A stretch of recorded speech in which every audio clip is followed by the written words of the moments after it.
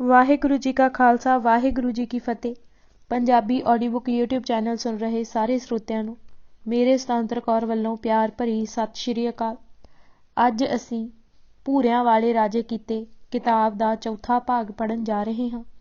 ਪੰਨਾ ਨੰਬਰ 59। ਸਰਹੰਦ ਪ੍ਰਾਂਤ ਦਾ ਬੰਦੋਬਸਤ ਅਤੇ ਜਗੀਰਦਾਰੀ ਪ੍ਰਥਾ ਖਤਮ। ਸਰਹੰਦ ਪ੍ਰਾਂਤ ਦੇ ਉਸ ਵੇਲੇ 25 ਪਰਗਣੇ ਸਨ। ਇਹ ਸਤਲੁਜ ਅਤੇ ਜਮਨਾ ਦੋਹਾਂ ਦਰਿਆਵਾਂ ਦੇ ਵਿਚਕਾਰ ਅਤੇ ਸ਼ਿਵਾਲਿਕ ਦੀਆਂ ਪਹਾੜੀਆਂ ਤੋਂ ਲੈ ਕੇ ਕੁੰਜਪੁਰਾ, ਕਰਨਾਲ ਅਤੇ ਕੈਥਲ ਤੱਕ ਫੈਲਿਆ ਹੋਇਆ ਸੀ। ਇਸ ਦੀ ਸਾਲਾਨਾ ਮਾਲਗੁਜ਼ਾਰੀ 52 ਲੱਖ ਸੀ ਤੇ ਇਹ ਬਾਵਣੀ ਸਰਹੰਦ ਵੱਜਦੀ ਸੀ। ਇਹ 12 ਮਈ 1970 ਨੂੰ ਫਤਿਹ ਹੋ ਕੇ ਸਿੱਖਾਂ ਦੇ ਕਬਜ਼ੇ ਵਿੱਚ ਆ ਗਈ।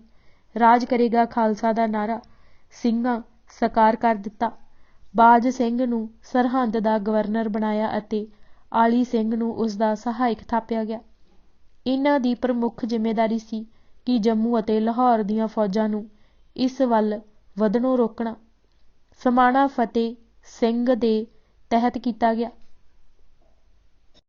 ਬਾਜ ਸਿੰਘ ਦੇ ਭਰਾ ਰਾਮ ਸਿੰਘ ਨੂੰ ਥਾਣੇਸਰ ਦਾ ਹਾਕਮ ਥਾਪਿਆ ਅਤੇ ਵਿਨੋਦ ਸਿੰਘ ਨੂੰ ਉਸ ਦਾ ਵਜ਼ੀਰ ਮਾਲ ਨਿਯੁਕਤ ਕੀਤਾ ਗਿਆ ਅਤੇ ਨਾਲ ਹੀ ਉਸ ਨੂੰ ਕਰਨਾਲ ਅਤੇ ਪਾਣੀਪਤ ਦਾ ਪ੍ਰਬੰਧ ਸੌਂਪਿਆ ਗਿਆ। ਉਸ ਦੀ ਵੱਡੀ ਡਿਊਟੀ ਦਿੱਲੀਓਂ ਆਉਣ ਵਾਲੀ ਸੜਕ ਦੀ ਰਾਖੀ ਸੀ ਕਿ ਇਸ ਪਾਸਿਓਂ ਦੁਸ਼ਮਣ ਅੱਗੇ ਨਾ ਆਵੇ। ਇਹ ਕਰੜੇ ਪ੍ਰਬੰਧ ਕਰਕੇ ਬਾਬਾ ਬੰਦਾ ਸਿੰਘ ਲੋਹਗੜ੍ਹ ਦੇ ਕਿਲ੍ਹੇ ਵੱਲ ਹਟ ਗਿਆ।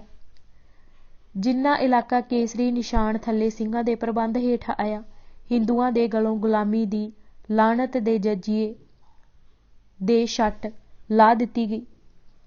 ਸਾਰੀ ਜ਼ਮੀਨ ਵੱਡੇ ਵੱਡੇ ਮੁਗਲ, ਸੱਯਦ ਅਤੇ ਅਫਗਾਨ ਸਰਦਾਰ ਮੱਲੀ ਬੈਠੇ ਸਨ ਅਤੇ ਜਗੀਰਦਾਰੀ ਸਿਸਟਮ ਤਹਿਤ ਜਨਤਾ ਬੁਰੀ ਤਰ੍ਹਾਂ ਪਿਸ ਰਹੀ ਸੀ। ਬਾਬਾ ਬੰਦਾ ਸਿੰਘ ਬਹਾਦਰ ਨੇ ਇਹ ਜਗੀਰਦਾਰੀ ਦਾ ਕੋਡ ਸਦਾ ਲਈ ਖਤਮ ਕਰਕੇ ਹਲ ਵਾਹਕ ਨੂੰ ਜ਼ਮੀਨ ਦਾ ਮਾਲਕ ਬਣਾ ਦਿੱਤਾ। ਗੁਲਾਮੀ, ਜਜ਼ੀਆ, ਜਗੀਰਦਾਰੀ ਅਤੇ ਮੁਗਲਾਂ ਦੀ ਆਕੜਖਾਨੀ ਨੂੰ ਧਰਤੀ ਤੋਂ ਚੱਲਦੇ ਕੀਤਾ। ਦੱਬੀ ਕੁਚਲੀ ਲੁਕਾਈ ਅਤੇ ਵਿਸ਼ੇਸ਼ ਤੌਰ ਤੇ ਮੁਸਲਮਾਨਾਂ ਦੇ ਯਕੀਨ ਵਰਗੇ ਵਹਿਮ ਨੇ ਕਿ ਇਸਲਾਮੀ ਲਸ਼ਕਰ, ਜਿਸ ਵਿੱਚ ਮੁਗਲ, ਸੱਯਦ, ਪਠਾਨ ਅਤੇ ਰੰਘੜ ਤੇਗਾਂ ਮਾਰਨ ਵਾਲੇ ਹੋਣ, ਉਸ ਨੂੰ ਦੁਨੀਆ ਦੀ ਕੋਈ ਤਾਕਤ ਜਿੱਤ ਨਹੀਂ ਸਕਦੀ, ਸੋਚ ਨੂੰ ਸਥਿਰ ਕਰ ਛੱਡਿਆ ਸੀ। ਅੱਲਾ ਅਤੇ ਰਸੂਲ ਹਮੇਸ਼ਾ ਉਨ੍ਹਾਂ ਵੱਲ ਹੁੰਦੇ ਹਨ। ਕਿਸੇ ਦੀ ਕੀ ਮਜਾਲ ਕਿ ਇਸ ਰਾਜ ਦੇ ਮੂੰਹ ਆਵੇ। ਇਸ ਵਹਿਮ ਦੇ ਗ੍ਰਸੇ ਹੋਏ ਹਿੰਦੂ ਸਾਹਸਹੀਣ ਅਤੇ ਅਣਖਹੀਣ ਹੋਏ ਮੂਧੇ ਮੂੰਹ ਪਏ ਮਾਰ ਖਾਈ ਜਾਂਦੇ ਸਨ। ਹਾਕਮ ਅਤੇ ਆਮਲ ਇਸ ਅਜਿੱਤ ਹੋਣ ਦੇ ਅਕੜੇਵੇਂ ਫਟੇਵੇਂ ਵਿੱਚ ਰੱਬ ਭੁਲਾਈ ਬੈਠੇ ਸਨ। ਅੱਲਾ ਅਤੇ ਰਸੂਲ ਨੂੰ ਆਪਣਾ ਪੱਖੀ ਬਣਾ ਕੇ ਬੇਉੜਕਾ ਜ਼ੁਲਮ ਢਾਹ ਰਹੇ ਸਨ। ਵਾਸਤਵ ਵਿੱਚ ਗਰੀਬ ਮੁਸਲਮਾਨ ਵੀ ਹਿੰਦੂਆਂ ਵਾਂਗ ਹੀ ਇਸ ਚੱਕੀ ਵਿੱਚ ਪਿਸ ਰਿਹਾ ਸੀ। ਇਹ ਧੱਕੇਸ਼ਾਹੀ ਅੱਲਾ ਪਾਕ ਦੇ ਨਾਂ ਉੱਤੇ ਆਪਣੇ ਨਾਪਾਕ ਨਿਸ਼ਾਨਿਆਂ ਲਈ ਬੜੀ ਢੀਠਤਾਈ ਨਾਲ ਵਰਤ ਰਹੇ ਸਨ ਅਤੇ ਬੇਆਸਰਿਆਂ ਅਤੇ ਕਹਿਰ ਤੋੜ ਰਹੇ ਸਨ, ਪਰ ਆਪ ਅੱਲਾ ਦਾ ਭੈ ਆਪਣੇ ਮਨ ਵਿੱਚ ਨਹੀਂ ਸਨ ਮਨਾਉਂਦੇ। ਬੁੱਲ੍ਹੇ ਸ਼ਾਹ ਨੇ ਇਸ ਦੁਰਦਸ਼ਾ ਨੂੰ ਆਪਣੇ ਸੰਕੇਤ ਨਾਲ ਜੋੜਿਆ ਹੈ। ਮੈਂ ਗੱਲ ਉੱਥੇ ਦੀ ਕਰਦਾ ਹਾਂ, ਪਰ ਗੱਲ ਕਰਦਾ ਵੀ ਡਰਦਾ ਹਾਂ। ਸਮੇਂ ਦੀ ਨਬਜ਼ ਪਛਾਣਨ ਵਾਲਾ ਭਲੀ ਭਾਂਤ ਸਮਝ ਸਕਦਾ ਹੈ ਕਿ ਉਸ ਵੇਲੇ ਕੀ ਵਾਪਰ ਰਹੀ ਹੋਵੇਗੀ। ਉਸ ਵੇਲੇ ਦੀ ਹਾਲਤ ਵਿੱਚ ਸਮਾਜਿਕ ਕੁਰੀਤੀਆਂ, ਜ਼ੁਲਮ, ਜ਼ਬਰ ਭਰੀਆਂ ਰਾਜਸੀ ਘਟਨਾਵਾਂ, ਮਜ਼ਬਹਾਂ, ਜਨੂੰਨ ਅਤੇ ਪਖੰਡਾਂ ਵੱਲ ਸਾਈਂ ਜੀ ਇਸ਼ਾਰਾ ਕਰਦੇ ਹਨ। ਬੁੱਲਿਆ ਧਰਮਸ਼ਾਲਾ ਤੜਵਾਈ ਰਹਿੰਦੇ, ਠਾਕਰ ਦੁਆਰੇ ਠੱਗ, ਵਿੱਚ ਮਸੀਤਾਂ ਕੁਸੱਤੀਏ ਰਹਿੰਦੇ, ਆਸ਼ਕ ਰਹਿਣ ਅਲੱਗ। ਅਤੇ ਬੁੱਲਿਆ ਮੁੱਲਾਂ ਅਤੇ ਮਸ਼ਾਲਚੀ ਦੋਹਾਂ ਇੱਕੋ ਚਿੱਤ, ਲੋਕਾਂ ਕਰਦੇ ਚਾਨਣਾ, ਆਪ ਹਨੇਰੇ ਨਿੱਤ। ਫਿਰ ਮਜ਼ਹਬ ਦੇ ਨਾਂ ਤੇ ਭੜਕਾਉਣ ਵਾਲਿਆਂ ਨੂੰ, ਜੋ ਸਿੱਧੇ ਸਾਧੇ ਮੁਸਲਮਾਨਾਂ ਨੂੰ ਗਾਜ਼ੀ ਬਣਾ ਕੇ ਗੈਰ ਮੁਸਲਮਾਨਾਂ ਦਾ ਸਫਾਇਆ ਕਰਨ ਦੀ ਤੁਖਣਾ ਦਿੰਦੇ ਹਨ, ਇੰਜ ਸੰਬੋਧਨ ਕਰਦੇ ਹਨ ਅਤੇ ਮਾਸੂਮ ਮੁਸਲਮਾਨਾਂ ਨੂੰ ਵੀ ਹਦਾਇਤ ਕਰਦੇ ਹਨ। ਬੁੱਲਿਆ ਜੇ ਤੂੰ ਗਾਜ਼ੀ ਬਣਨੈ, ਲੱਕ ਬੰਨ੍ਹ ਤਲਵਾਰ, ਪਹਿਲਾਂ ਰੰਘੜ ਮਾਰ ਕੇ ਪਿੱਛੋਂ ਕਾਫਰ ਮਾਰ। ਕੀ ਮੁਸਲਮਾਨ ਅਤੇ ਕੀ ਹਿੰਦੂ ਜਰਵਾਣੇ ਹਾਕਮਾਂ ਦੀ ਚੱਕੀ ਵਿੱਚ ਕਿਵੇਂ ਪਿਸ ਰਹੇ ਸਨ। ਉਨ੍ਹਾਂ ਕਸੂਰ ਸ਼ਹਿਰ ਵਿੱਚ ਵਿਆਪਕ ਸਥਿਤੀ ਵੱਲ ਸੰਕੇਤ ਕਰਦਿਆਂ ਕਿਹਾ ਹੈ, ਕਸੂਰ ਬੇਦਸਤੂਰਾ ਹੈ। ਉੱਥੇ ਨਿਰੇ ਪਾਪ ਹੀ ਹੁੰਦੇ ਹਨ, ਕੋਈ ਨੇਕ ਕੰਮ ਨਹੀਂ ਹੁੰਦਾ ਅਤੇ ਨਾ ਕੋਈ ਦਸਤੂਰ ਹੀ ਲਾਗੂ ਹੈ। ਨਿਰੋਲ ਸੀਨਾ ਜੋਰੀ ਅਤੇ ਬੁਰਛੇਗਰਦੀ ਦਾ ਦੌਰ ਹੈ। ਬੁੱਲਾ ਕਸਰ ਨਾਮ ਕਸੂਰ ਹੈ, ਉੱਥੇ ਮੂੰਹੋਂ ਨ ਸਕਣ ਬੋਲ, ਉੱਥੇ ਸੱਚੇ ਗਰਦਨ ਮਾਰੀਏ, ਉੱਥੇ ਝੂਠੇ ਕਰਨ ਕਲੋਲ। ਅੱਗੇ ਹੋਰ ਸੁਣੋ। ਬੁੱਲਿਆ ਕਸੂਰ ਬੇਦਸਤੂਰ, ਉੱਥੇ ਜਾਣਾ ਬਣਿਆ ਜ਼ਰੂਰ, ਨਾ ਕੋਈ ਪੁੰਨ ਨਾ ਦਾਨ ਹੈ, ਨਾ ਕੋਈ ਲਾਗੂ ਦਸਤੂਰ। ਇਹ ਦੇਗ ਵਿੱਚੋਂ ਇੱਕ ਦਾਣਾ ਟੋਹਣ ਵਾਲੀ ਗੱਲ ਹੈ। ਕਿਹੋ ਜਿਹਾ ਰਾਜ ਪ੍ਰਬੰਧ ਹੋਵੇਗਾ, ਕਿਹੋ ਜਿਹਾ ਮੁਫਤੀ ਮਲਾਣਿਆਂ ਅਤੇ ਕਾਜ਼ੀਆਂ ਨੇ ਹਕੂਮਤ ਦੇ ਮੋਢਿਆਂ 'ਤੇ ਚੜ੍ਹ ਕੇ ਤੁਅੱਸਬ ਦਾ ਤਾ ਦੇ ਕੇ ਲੋਕਾਂ ਦਾ ਨੱਕ ਵਿੱਚ ਦਮ ਕੀਤਾ ਹੋਵੇਗਾ ਕਿ ਬੁੱਲੇ ਸ਼ਾਹ ਵਰਗਾ ਸੂਫੀ ਸੰਤ ਆਪਣਾ ਦਮ ਘੁੱਟਦਾ ਮਹਿਸੂਸ ਕਰਦਾ ਹੈ ਅਤੇ ਬਿਲਬਲਾ ਉੱਠਦਾ ਹੈ। ਇਸਲਾਮ ਵਿੱਚ ਸਿੱਕਾ ਮੁਲਾਣੇ ਦਾ ਹੀ ਚੱਲਦਾ ਰਿਹਾ ਹੈ। ਇਸਲਾਮ ਦੀ ਸਿੱਖਿਆ ਭਾਵੇਂ ਕੁਝ ਵੀ ਕਿਉਂ ਨਾ ਹੋਵੇ, ਪਰ ਅੱਜ ਤੱਕ ਗੱਲ ਪ੍ਰਵਾਨ ਉਹ ਹੋਈ ਹੈ ਜਿਸ ਦੀ ਵਿਆਖਿਆ ਮੁਲਾਣੇ ਮੌਲਵੀ ਨੇ ਆਪਣੀ ਮਰਜ਼ੀ ਨਾਲ ਜਿਵੇਂ ਚਾਹਿਆ ਕੀਤੀ ਹੈ। ਸੂਫੀ ਸੰਤ ਜੋ ਸਰਬੱਤ ਦੇ ਭਲੇ ਦੇ ਧਾਰਨੀ ਸਨ, ਮੁਲਾਣੇ ਦਾ ਟਾਕਰਾ ਨਹੀਂ ਸਨ ਕਰ ਸਕਦੇ। ਜਿੱਥੇ ਅਤੇ ਜਦ ਕੋਈ ਹੌਸਲਾ ਕਰਕੇ ਉਭਾਸਰਿਆ, ਜਿਉਂਦੇ ਦੀ ਖੱਲ ਲੁਹਾ ਦਿੱਤੀ ਜਾਂ ਸੂਲੀ 'ਤੇ ਟੰਗ ਦਿੱਤਾ। ਸ਼ਰਾਹ ਦੀ ਛੁਰੀ ਨਾਲ ਅਨੇਕਾਂ ਗਰਦਨਾਂ ਕੱਟੀਆਂ ਗਈਆਂ। ਬ੍ਰਾਹਮਣ, ਮੁਲਾਣੇ ਅਤੇ ਪਾਦਰੀ ਮਾਨਵਤਾ ਨੂੰ ਪਲੇਗ ਬਣ ਕੇ ਚਿੰਬੜੇ ਹੋਏ ਹਨ। ਇਸਲਾਮੀ ਦੁਨੀਆ ਵਿੱਚ ਸਭ ਤੋਂ ਜ਼ਿਆਦਾ ਖੂਨ ਇਸਲਾਮੀ ਰਾਜ ਦੀ ਸਥਾਪਨਾ ਤੋਂ ਬਾਅਦ ਮੁਲਾਣੇ ਹੱਥੋਂ ਹਿੰਦੁਸਤਾਨ ਵਿੱਚ ਡੁੱਲਾ ਹੈ। ਤਲਵਾਰ ਬਾਦਸ਼ਾਹ ਦੀ ਅਤੇ ਪ੍ਰੇਰਨਾ ਅਤੇ ਹੱਲਾਸ਼ੇਰੀ ਮੁਲਾਣੇ ਦੀ। ਮੁਲਾਣੇ ਦੇ ਆਗਮਨ ਤੋਂ ਪਹਿਲਾਂ ਜੋ ਬ੍ਰਾਹਮਣਾਂ ਨੇ ਇਸ ਹਿੰਦੁਸਤਾਨ ਵਿੱਚ ਬੋਧੀਆਂ ਅਤੇ ਸ਼ੂਦਰਾਂ ਨਾਲ ਕੀਤੀ, ਉਸ ਦੇ ਸਾਹਮਣੇ ਮੁਲਾਣਾ ਬੜਾ ਸਾਊ ਨਜ਼ਰ ਆਉਂਦਾ ਹੈ। ਹਿੰਦੁਸਤਾਨ ਵਿੱਚ ਇਸਲਾਮੀ ਰਾਜ ਸਦੀਵੀ ਅਤੇ ਅਟੱਲ ਹੈ ਅਤੇ ਮੁਗਲਿਆ ਫੌਜ ਬੜੀ ਹੀ ਬਲਕਾਰ ਅਤੇ ਅਜਿੱਤ ਹੈ।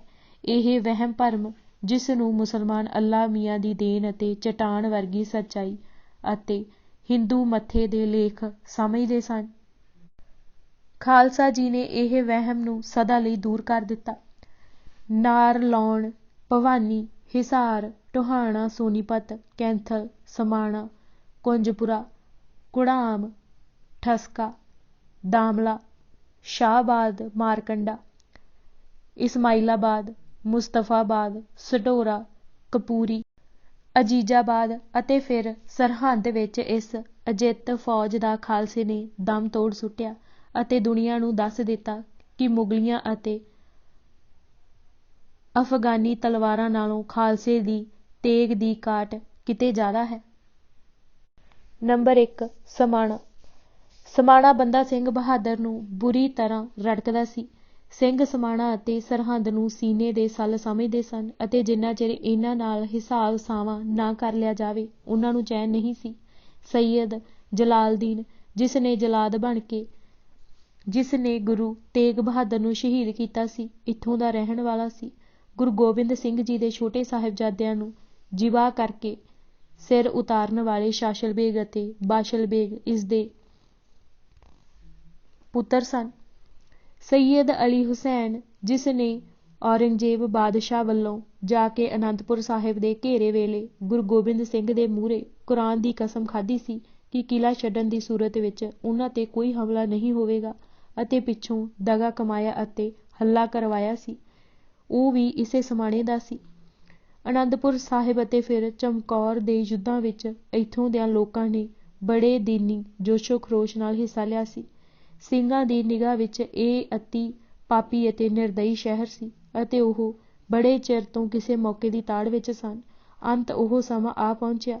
ਬੰਦਾ ਸਿੰਘ ਦੀ ਅਗਵਾਈ ਵਿੱਚ ਸਿੰਘਾਂ ਦਾ ਦਲ 26 ਨਵੰਬਰ 1709 ਈਸਵੀ ਨੂੰ ਇਸ ਪਾਪ ਦੀ ਨਗਰੀ 'ਤੇ ਕੜਕ ਪਿਆ। ਤੜਕਸਾਰ ਸ਼ਹਿਰ ਨੂੰ ਘੇਰ ਲਿਆ ਗਿਆ ਅਤੇ ਕੋਈ ਜੀਅ ਨਾ ਬਾਹਰ ਨਿਕਲਣ ਦਿੱਤਾ ਗਿਆ। ਸਭ ਤੋਂ ਪਹਿਲਾਂ ਜਲਾਲਦੀਨ ਦਾ ਪਰਿਵਾਰ, ਸ਼ਾਸਲ ਬੇਗ ਅਤੇ ਬਾਸ਼ਲ ਬੇਗ ਦਾ ਬਾਲ ਬੱਚਾ, ਖਾਸ ਤੌਰ 'ਤੇ ਸੱਯਦ ਅਲੀ ਹੁਸੈਨ ਦੀ ਸਾਰੀ ਆਲ ਔਲਾਦ ਫੜ ਕੇ ਉਹਨਾਂ ਮੂਹਰੇ ਕੀਮਾ ਕਰਕੇ ਅੱਗ ਵਿੱਚ ਸਾੜੇ ਗਏ। ਫਿਰ ਉਸੇ ਮਰਨੀ ਉਹਨਾਂ ਨੂੰ ਮਾਰਿਆ। ਸਾਰੇ ਸ਼ਹਿਰ ਦੀ ਇੱਟ ਨਾਲ ਇੱਟ ਖੜਕਾ ਦਿੱਤੀ। ਦੁਪਹਿਰ ਤੋਂ ਪਹਿਲਾਂ ਬਹੁਤ ਸਾਰੀ ਵਸੋਂ ਤਲਵਾਰ ਦੇ ਘਾਟ ਉਤਾਰ ਦਿੱਤੀ ਗਈ। ਸਮਾਣੇ ਦਾ ਸ਼ਹਿਰ ਜ਼ਿਲ੍ਹਾ ਸੀ ਅਤੇ ਇਸ ਵਿੱਚ 9 ਪਰਗਣੇ ਸ਼ਾਮਿਲ ਸਨ। ਸਭ ਦੌਲਤ ਸਮੇਟ ਲਈ ਗਈ ਅਤੇ ਫਤਿਹ ਸਿੰਘ ਨੂੰ ਇੱਥੋਂ ਦਾ ਹਾਕਮ ਥਾਪਿਆ ਗਿਆ। ਬੰਦਾ ਸਿੰਘ ਬਹਾਦਰ ਵੱਲੋਂ ਜਿੱਤੇ ਇਲਾਕੇ ਉੱਤੇ ਜੋ ਪਹਿਲਾ ਰਾਜਸੀ ਪ੍ਰਬੰਧ ਕਾਇਮ ਕੀਤਾ ਗਿਆ ਉਹ ਸਮਾਣਾ ਸੀ। ਸੋ ਸਮਾਣਾ ਖਾਲਸਾ ਰਾਜ ਦੀ ਪਹਿਲੀ ਰਾਜਸੀ ਇਕਾਈ ਸੀ। ਨੰਬਰ 2, ਗਿਆਨੀ ਗਿਆਨ ਸਿੰਘ ਪੰਥ ਪ੍ਰਕਾਸ਼ ਪੰਨਾ 353 ਅਨੁਸਾਰ ਕੁੰਜਪੁਰਾ, ਕੁੜਾਮ ਅਤੇ ਠਸਕਾ ਮੁਸਲਮਾਨ ਰੰਗੜਾਂ ਦੇ ਕਸਬੇ ਸਨ। ਇਹ ਰੰਗੜ ਬੜੇ ਬਦ ਅਤੇ ਆਚਰਣਹੀਣ ਲੋਕ ਸਨ। ਹਰ ਕਿਸਮ ਦਾ ਮਾੜਾ ਕਰਮ ਦਿਨ ਪ੍ਰਤੀ ਦਿਨ ਇਹਨਾਂ ਦੀ ਜ਼ਿੰਦਗੀ ਦਾ ਅਨਿੱਖੜਵਾਂ ਅੰਗ ਬਣ ਚੁੱਕਿਆ ਸੀ। ਕਮਜ਼ੋਰਾਂ ਦੀ, ਬਹੂ ਬੇਟੀਆਂ ਦੀ ਇੱਜ਼ਤ ਆਬਰੂ ਇਹਨਾਂ ਭਾਣੇ ਤੁੱਛ ਬਰਾਬਰ ਸੀ। ਬਲਾਤਕਾਰ ਨੂੰ ਇਹ ਲੋਕ ਸੂਰਮ ਗਤੀ ਗਿਣਦੇ ਸਨ। ਗੈਰ ਮੁਸਲਮਾਨ ਸਭ ਕੁਝ ਕਰੀ ਜਾਂਦੇ ਸਨ, ਪਰ ਵਿਰੋਧ ਵਿੱਚ ਉੱਠ ਕੇ ਇਹਨਾਂ ਨਾਲ ਦੋ ਹੱਥ ਕਰਨੇ ਤੋਂ ਸਭ ਡਰਦੇ ਸਨ। ਗਰੀਬ ਮੁਸਲਮਾਨ ਦੀ ਖੂਬਸੂਰਤ ਲੜਕੀ ਔਰਤ ਦਾ ਸੱਤ-ਪੱਤ ਭੰਗ ਕਰਨੋਂ ਵੀ ਨਹੀਂ ਸਨ ਚੂਕਦੇ। ਇਹਨਾਂ ਕਸਬਿਆਂ ਦੀ ਜੂਹ ਵਿੱਚ ਦੀ ਲੰਘਣ ਵਾਲੇ ਮੁਸਾਫਰ ਕਈ ਵਾਰ ਸੋਚ ਕੇ ਲੰਘਦੇ ਸਨ, ਸਿੰਘਾਂ ਨੇ ਇਹਨਾਂ ਰੰਗੜਾਂ ਦੀ ਉਹ ਬਾਬ ਕੀਤੀ ਜੋ ਇਹ ਕਬਰਾਂ ਵਿੱਚ ਪਏ ਕਿਆਮਤ ਤੱਕ ਯਾਦ ਰੱਖਣਗੇ। ਇਹਨਾਂ ਵਿੱਚ ਵੱਡੇ ਖੱਬੀ ਖਾਨ ਜੋ ਰੱਬ ਭੁਲਾਈ ਬੈਠੇ ਸਨ, ਫੜ ਕੇ ਨਰੜ ਲਏ ਗਏ। ਪਹਿਲਾਂ ਜ਼ੁਬਾਨਾਂ ਖਿੱਚ ਕੇ ਜੜੋਂ ਕੱਢੀਆਂ ਗਈਆਂ ਅਤੇ ਫਿਰ ਬਲਮਾਂ ਨਾਲ ਅੱਖਾਂ ਕੱਢੀਆਂ।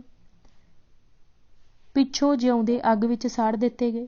ਬਾਲ ਬਿਰਧ ਅਤੇ ਜਨਾਨੀਆਂ ਛੱਡ ਕੇ ਬਾਕੀ ਸਭ ਤਲਵਾਰਾਂ ਦੇ ਘਾਟ ਉਤਾਰ ਦਿੱਤੇ। ਨੰਬਰ 3, ਗਿਆਨੀ ਗਿਆਨ ਸਿੰਘ ਪੰਥ ਪ੍ਰਕਾਸ਼ ਪੰਨਾ 353 ਅਨੁਸਾਰ ਕੁੰਜਪੁਰਾ ਦੇ ਦਾਮਲਾ ਪਿੰਡ ਉਹਨਾਂ ਪਠਾਨਾਂ ਦੇ ਸਨ ਜੋ ਭੰਗਾਣੀ ਦੇ ਯੁੱਧ ਸਮੇਂ ਸ੍ਰੀ ਗੁਰੂ ਗੋਬਿੰਦ ਸਿੰਘ ਨਾਲ ਵਿਸ਼ਵਾਸਘਾਤ ਕਰਕੇ ਲੁੱਟਮਾਰ ਦੇ ਲਾਲਚ ਵਿੱਚ ਆ ਕੇ ਪਹਾੜੀ ਰਾਜਿਆਂ ਨਾਲ ਜਾ ਰਲੇ ਸਨ। ਇਹਨਾਂ 'ਚੋਂ ਬਹੁਤ ਸਾਰੇ ਮੈਦਾਨ ਵਿੱਚ ਸਿੰਘਾਂ ਦੇ ਹੱਥੋਂ ਮਾਰੇ ਗਏ। ਜੋ ਰਿਹਾ ਰਵੰਨਾ ਬਚਿਆ, ਉਸ ਨੇ ਮੈਦਾਨ ਵਿੱਚੋਂ ਨੱਸ ਕੇ ਜਾਨ ਬਚਾਈ। ਪਹਿਲਾਂ ਇਹ 500 ਪਠਾਨ ਔਰੰਗਜ਼ੇਬ ਦੀ ਸ਼ਾਹੀ ਫੌਜ ਵਿੱਚ ਭਰਤੀ ਸਨ। ਬਾਦਸ਼ਾਹ ਨੇ ਕਿਸੇ ਗੱਲੋਂ ਨਾਰਾਜ਼ ਹੋ ਕੇ ਇਹਨਾਂ ਨੂੰ ਸਜ਼ਾ ਦੇ ਕੇ ਫੌਜ ਵਿੱਚੋਂ ਕੱਢ ਦਿੱਤਾ ਅਤੇ ਢੰਡੋਰਾ ਫਰਵਾ ਦਿੱਤਾ ਕਿ ਇਹਨਾਂ ਨੂੰ ਹਿੰਦੁਸਤਾਨ ਵਿੱਚ ਕੋਈ ਮੂੰਹ ਨਾ ਲਾਵੇ ਅਤੇ ਨਾ ਹੀ ਇਹਨਾਂ ਨੂੰ ਕੋਈ ਆਪਣੇ ਪਾਸ ਨੌਕਰ ਰੱਖੇ। ਇਹ ਭੁੱਖੇ ਮਰਦੇ। ਸਾਈਂ ਬੁੱਧੂ ਸ਼ਾਹ ਜੀ ਪਾਸ ਸਢੋਰੇ ਅੱਪੜੇ ਅਤੇ ਰੋਜੀ ਕਮਾਉਣ ਲਈ ਕੋਈ ਬਿਧ ਬਣਾਉਣ ਲਈ ਬੇਨਤੀ ਕੀਤੀ। ਸਾਈਂ ਜੀ ਨੂੰ ਪਤਾ ਸੀ ਕਿ ਸਾਰੇ ਹਿੰਦੁਸਤਾਨ ਵਿੱਚ ਸਿਵਾਏ ਗੁਰੂ ਘਰ ਤੋਂ ਕਿਸੇ ਦਾ ਹੌਸਲਾ ਨਹੀਂ ਹੈ ਕਿ ਇਹਨਾਂ ਦੇ ਆੜੇ ਆਏ। ਉਹਨਾਂ ਦੀ ਗੁਰੂ ਘਰ 'ਤੇ ਅਥਾਹ ਸ਼ਰਧਾ ਅਤੇ ਗੁਰੂ ਗੋਬਿੰਦ ਰਾਏ ਜੀ ਨਾਲ ਗਹਿਰਾ ਪਿਆਰ ਸੀ। ਉਹ ਇਹ ਵੀ ਜਾਣਦੇ ਸਨ ਕਿ ਇਹਨਾਂ ਨੂੰ ਮੂੰਹ ਲਾਉਣਾ ਔਰੰਗਜ਼ੇਬ ਦੀ ਹੁਕਮ ਅਦੂਲੀ ਹੈ ਅਤੇ ਉਹ ਕਿੰਨਾ ਪੱਥਰ ਦਿਲ ਬੰਦਾ ਹੈ। ਗੁਰੂ ਘਰ ਜੋ ਨਿਧਰਿਆਂ ਦੀ ਧਿਰ ਅਤੇ ਨਿਆਸਰਿਆਂ ਦਾ ਆਸਰਾ ਹੈ, ਉਸ ਦੀ ਓਟ ਤਕਾ ਕੇ ਇਹਨਾਂ ਦੀ ਸਿਫਾਰਿਸ਼ ਕੀਤੀ। ਦਸ਼ਮੇਸ਼ ਜੀ ਭਲਾ ਆਪਣੇ ਬੇਲੀ ਦਾ ਕਿਹਾ ਕਿਵੇਂ ਟਾਲਦੇ। ਚੰਗੀਆਂ ਤਨਖਾਹਾਂ ਦੇ ਕੇ ਪੰਜੇ ਮੁਖੀ ਪਠਾਨ ਅਤੇ ਉਹਨਾਂ ਦੇ 500 ਸਿਪਾਹੀ ਆਪਣੇ ਪਾਸ ਰੱਖ ਲਏ। ਸਵਾਰ ਨੂੰ ਰੋਜ਼ ਦਾ 1 ਰੁਪਇਆ, ਸਰਦਾਰ ਨੂੰ 5 ਰੁਪਏ। ਕਾਲੇ ਖਾਨ ਭੀਖਣ ਖਾਨ ਹਯਾਤ ਕੁੰਜਪੁਰੇ ਦਾ ਵਾਸੀ ਸੀ। ਇਹ ਉਹ ਨਜਾਬਤ ਖਾਨ ਹੈ ਜੋ ਸੰਗੋਂ ਸ਼ਾਹ ਹੱਥੋਂ ਮਾਰਿਆ ਗਿਆ ਸੀ। ਬਚਿੱਤਰ ਨਾਟਕ ਵਿੱਚ ਇਸ ਦਾ ਜ਼ਿਕਰ ਇਉਂ ਹੈ: ਮਾਰ ਨਜਾਬਤ ਖਾਂ ਕੋ ਸੰਗੋ ਜੁਝੇ ਜੁਝਾਰ। ਯੁੱਧ ਸ਼ੁਰੂ ਹੋਣ ਤੋਂ ਪਹਿਲਾਂ ਹੀ ਨਮਕ ਹਰਾਮੀ ਕਰਕੇ ਸਿਪਾਹੀਆਂ ਦੀ ਤਨਖਾਹ ਲੈ ਕੇ ਛੁੱਟੀ ਮੰਗ ਲਈ। ਦੀਵਾਨ ਨੰਦ ਚੰਦ ਰਾਹੀਂ ਸਤਿਗੁਰ ਨੇ ਕਿਹਾ ਕਿ ਤੁਸੀਂ ਸਿਪਾਹੀ ਹੋ, ਯੁੱਧ ਹੋਣ ਵਾਲਾ ਹੈ, ਜ਼ਰਾ ਵੇਖੋ ਅਤੇ ਵਿਖਾਓ ਹੱਥ। 2 ਕੁ ਮਹੀਨੇ ਰੁਕੋ, ਯੁੱਧ ਪਿੱਛੋਂ ਚਲੇ ਜਾਇਓ। ਪਠਾਨਾਂ ਅੱਗੋਂ ਕਿਹਾ ਕਿ ਸਾਡੇ ਧੀਆਂ ਪੁੱਤਾਂ ਦੇ ਨਿਕਾਹ ਹਨ। ਕੁਝ ਨੇ ਕਿਹਾ ਕਿ ਸਾਡੇ ਛੋਟੇ ਬੱਚਿਆਂ ਦੀਆਂ ਸੁੰਨਤਾਂ ਕਰਨੀਆਂ ਹਨ। ਅਸੀਂ ਤਾਂ 1 ਦਿਨ ਵੀ ਨਹੀਂ ਠਹਿਰ ਸਕਦੇ। ਇਹ ਅਕ੍ਰਿਤ ਘਣ ਤਾਂ ਰਾਜਿਆਂ ਨਾਲ ਪੱਕੀ ਪਕਾਈ ਬੈਠੇ ਸਨ। ਔਖੀ ਵੇਲੇ ਪਿੱਠ ਦੇ ਕੇ ਚੱਲਦੇ ਬਣੇ, ਪਰ ਗੁਰੂ ਘਰ ਕਿਸ ਦਾ ਮੁਥਾਜ ਹੈ। ਰਾਜਿਆਂ ਨੇ ਪਠਾਨਾਂ ਨੂੰ ਪਾੜਨ ਦਾ ਇਸ਼ਾਰਾ ਕੀਤਾ। ਫਤਿਹ ਸ਼ਾਹ ਨੇ ਵਜ਼ੀਰ ਰਤਨ ਚੰਦ ਅਤੇ ਭੀਮ ਚੰਦ ਦੇ ਵਜ਼ੀਰ ਪਰਮਾਨੰਦ ਨਾਲ ਗੁਪਤ ਗੱਲਬਾਤ ਚਲਾਈ। ਬਹੁਤ ਸਾਰਾ ਧਨ ਦੇਣ ਦਾ ਲਾਲਚ ਦੇ ਕੇ ਗੁਰੂ ਸਾਹਿਬ ਬਾਰੇ ਭੇਤ ਪੁੱਛਿਆ। ਇਹਨਾਂ ਲੂਣ ਹਰਾਮੀਆਂ ਕਿਹਾ ਕਿ ਇਹਨਾਂ ਬਿਨਾਂ ਗੁਰੂ ਪਾਸ ਕੋਈ ਲੜਨ ਵਾਲਾ ਨਹੀਂ। ਬਾਕੀ ਬਸ ਜੱਟ ਸ਼ੀਂਬੇ ਨਾਈ ਝਿਉਰ ਤਰਖਾਣ ਅਰੋੜੇ ਖੱਤਰੀ ਅਤੇ ਕਮੀਨ ਕਾਦੂ ਇਕੱਠਾ ਕੀਤਾ ਹੈ। ਕੁਝ ਸਾਧ ਫਕੀਰ ਹਨ ਜੋ ਸਿਰਫ ਲੰਗਰ ਛਕਣ ਵਾਲੇ ਹੀ ਹਨ। ਉਹਨਾਂ ਨੂੰ ਜੰਗ ਦੀ ਕੀ ਸਾਰ ਹੈ।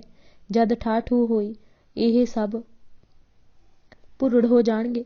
ਅਸੀਂ ਹੱਥੋਂ ਹੱਥੀਂ ਗੁਰੂ ਜੀ ਨੂੰ ਫੜ ਲਵਾਂਗੇ। ਭੀਮ ਚੰਦ ਨੇ ਖੱਟ ਲੁੱਟੇ ਜਾਣ ਵੇਲੇ ਰਾਜਿਆਂ ਨੂੰ ਆਖਿਆ ਸੀ ਕਿ ਗੁਰੂ ਨੂੰ ਮਾਰ ਲਈਏ ਜਾਂ ਫੜ ਲੈ ਕੇ ਦਿੱਲੀ ਬਾਦਸ਼ਾਹ ਪਾਸ ਤੋਰ ਦਈਏ। ਉਹ ਆਪੇ ਉਸ ਨੂੰ ਉਸਦੇ ਪਿਓ ਪਾਸ ਪਹੁੰਚਾ ਦੇਵੇਗਾ। ਉਸ ਨੂੰ ਪਠਾਣਾਂ ਦੀਆਂ ਗੱਲਾਂ ਸੁਣ ਕੇ ਇਹ ਸੁਪਨਾ ਪੂਰਾ ਹੁੰਦਾ ਨਜ਼ਰ ਆਇਆ। ਪਠਾਣਾਂ ਨੂੰ ਕਿਉ ਸੂ ਕੀ ਮੂੰਹ ਮੰਗੇ ਇਨਾਮ ਦਿਆਂਗੇ। ਲੜਾਈ ਵਿੱਚ ਨਿੱਤ ਦਾ ਟੈਂਟਾ ਨਿਬੇੜ ਦਿਓ।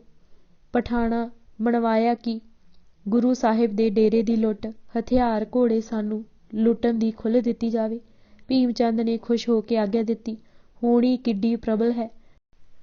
ਬਟੇਰੇ ਬਾਜਾਂ ਵੱਲ ਤੁਰ ਪਏ। ਯਾਦ ਰੱਖਿਆ ਜਾਵੇ ਕਿ ਕਾਲੇ ਖਾਨ ਪਠਾਣ ਆਪਣੇ ਧਰਮ 'ਤੇ ਰਿਹਾ। ਉਹ ਤੇ ਉਸਦੇ 100 ਸਾਥੀ ਨਹੀਂ ਗਏ। ਭੰਗਾਣੀ ਦੇ ਯੁੱਧ ਵਿੱਚ ਉਹਨਾਂ ਯਥਾ ਯੋਗ ਹਿੱਸਾ ਪਾਇਆ। ਬਾਕੀ ਚਾਰੇ ਨਮਕ ਹਰਾਮੀ ਮਾਰੇ ਗਏ ਅਤੇ 400 ਭਗੌੜੇ ਪਠਾਣ ਸਿੱਖਾਂ ਦੀਆਂ ਸਾਂਗਾਂ ਅਤੇ ਨੇਜਿਆਂ, ਭਾਲਿਆਂ, ਤੀਰਾਂ, ਗੋਲੀਆਂ ਦੇ ਨਿਸ਼ਾਨੇ ਬਣੇ ਕਾਫਿਰ ਹੋ ਕੇ ਮਰੇ। ਸੋ ਸਿੰਘਾਂ ਨੂੰ ਇਹਨਾਂ ਦਾਮਲੇ ਅਤੇ ਕੁੰਜਪੁਰੇ ਦੇ ਪਠਾਣਾਂ ਦੀ ਕਰਤੂਤ ਚੰਗੀ ਤਰ੍ਹਾਂ ਯਾਦ ਸੀ। ਇਹਨਾਂ ਨਮਕ ਹਰਾਮਾਂ ਦੇ ਪਿੰਡਾਂ ਨੂੰ ਇਸ ਲਈ ਚੰਗੀ ਤਰ੍ਹਾਂ ਸੋਧਿਆ ਗਿਆ। ਨੰਬਰ 4 ਸਢੌਰੇ ਦਾ ਹਾਕਮ ਉਸਮਾਨ ਅਲੀ ਬੜਾ ਤੁਅੱਸਬੀ ਅਤੇ ਹੈਂਕੜੇਬਾਜ਼ ਸੀ।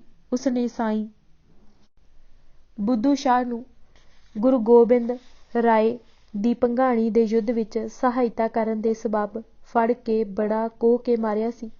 ਪਹਿਲਾਂ ਉਸ ਦੀ ਜਿਉਂਦੇ ਦੀ ਖੱਲ ਲਾਹੀ, ਫਿਰ ਟੁਕੜੇ ਟੁਕੜੇ ਕਰਕੇ ਸਾੜ ਦਿੱਤਾ ਸੀ। ਇਹ ਵੀ ਉਹਨਾਂ 42 ਦੁਸ਼ਟਾਂ ਦੀ ਲਿਸਟ ਵਿੱਚ ਸੀ। ਦੂਜਾ, ਇਸਨੇ ਹਿੰਦੂਆਂ ਦਾ ਜਿਉਣਾ ਹਰਾਮ ਕੀਤਾ ਹੋਇਆ ਸੀ।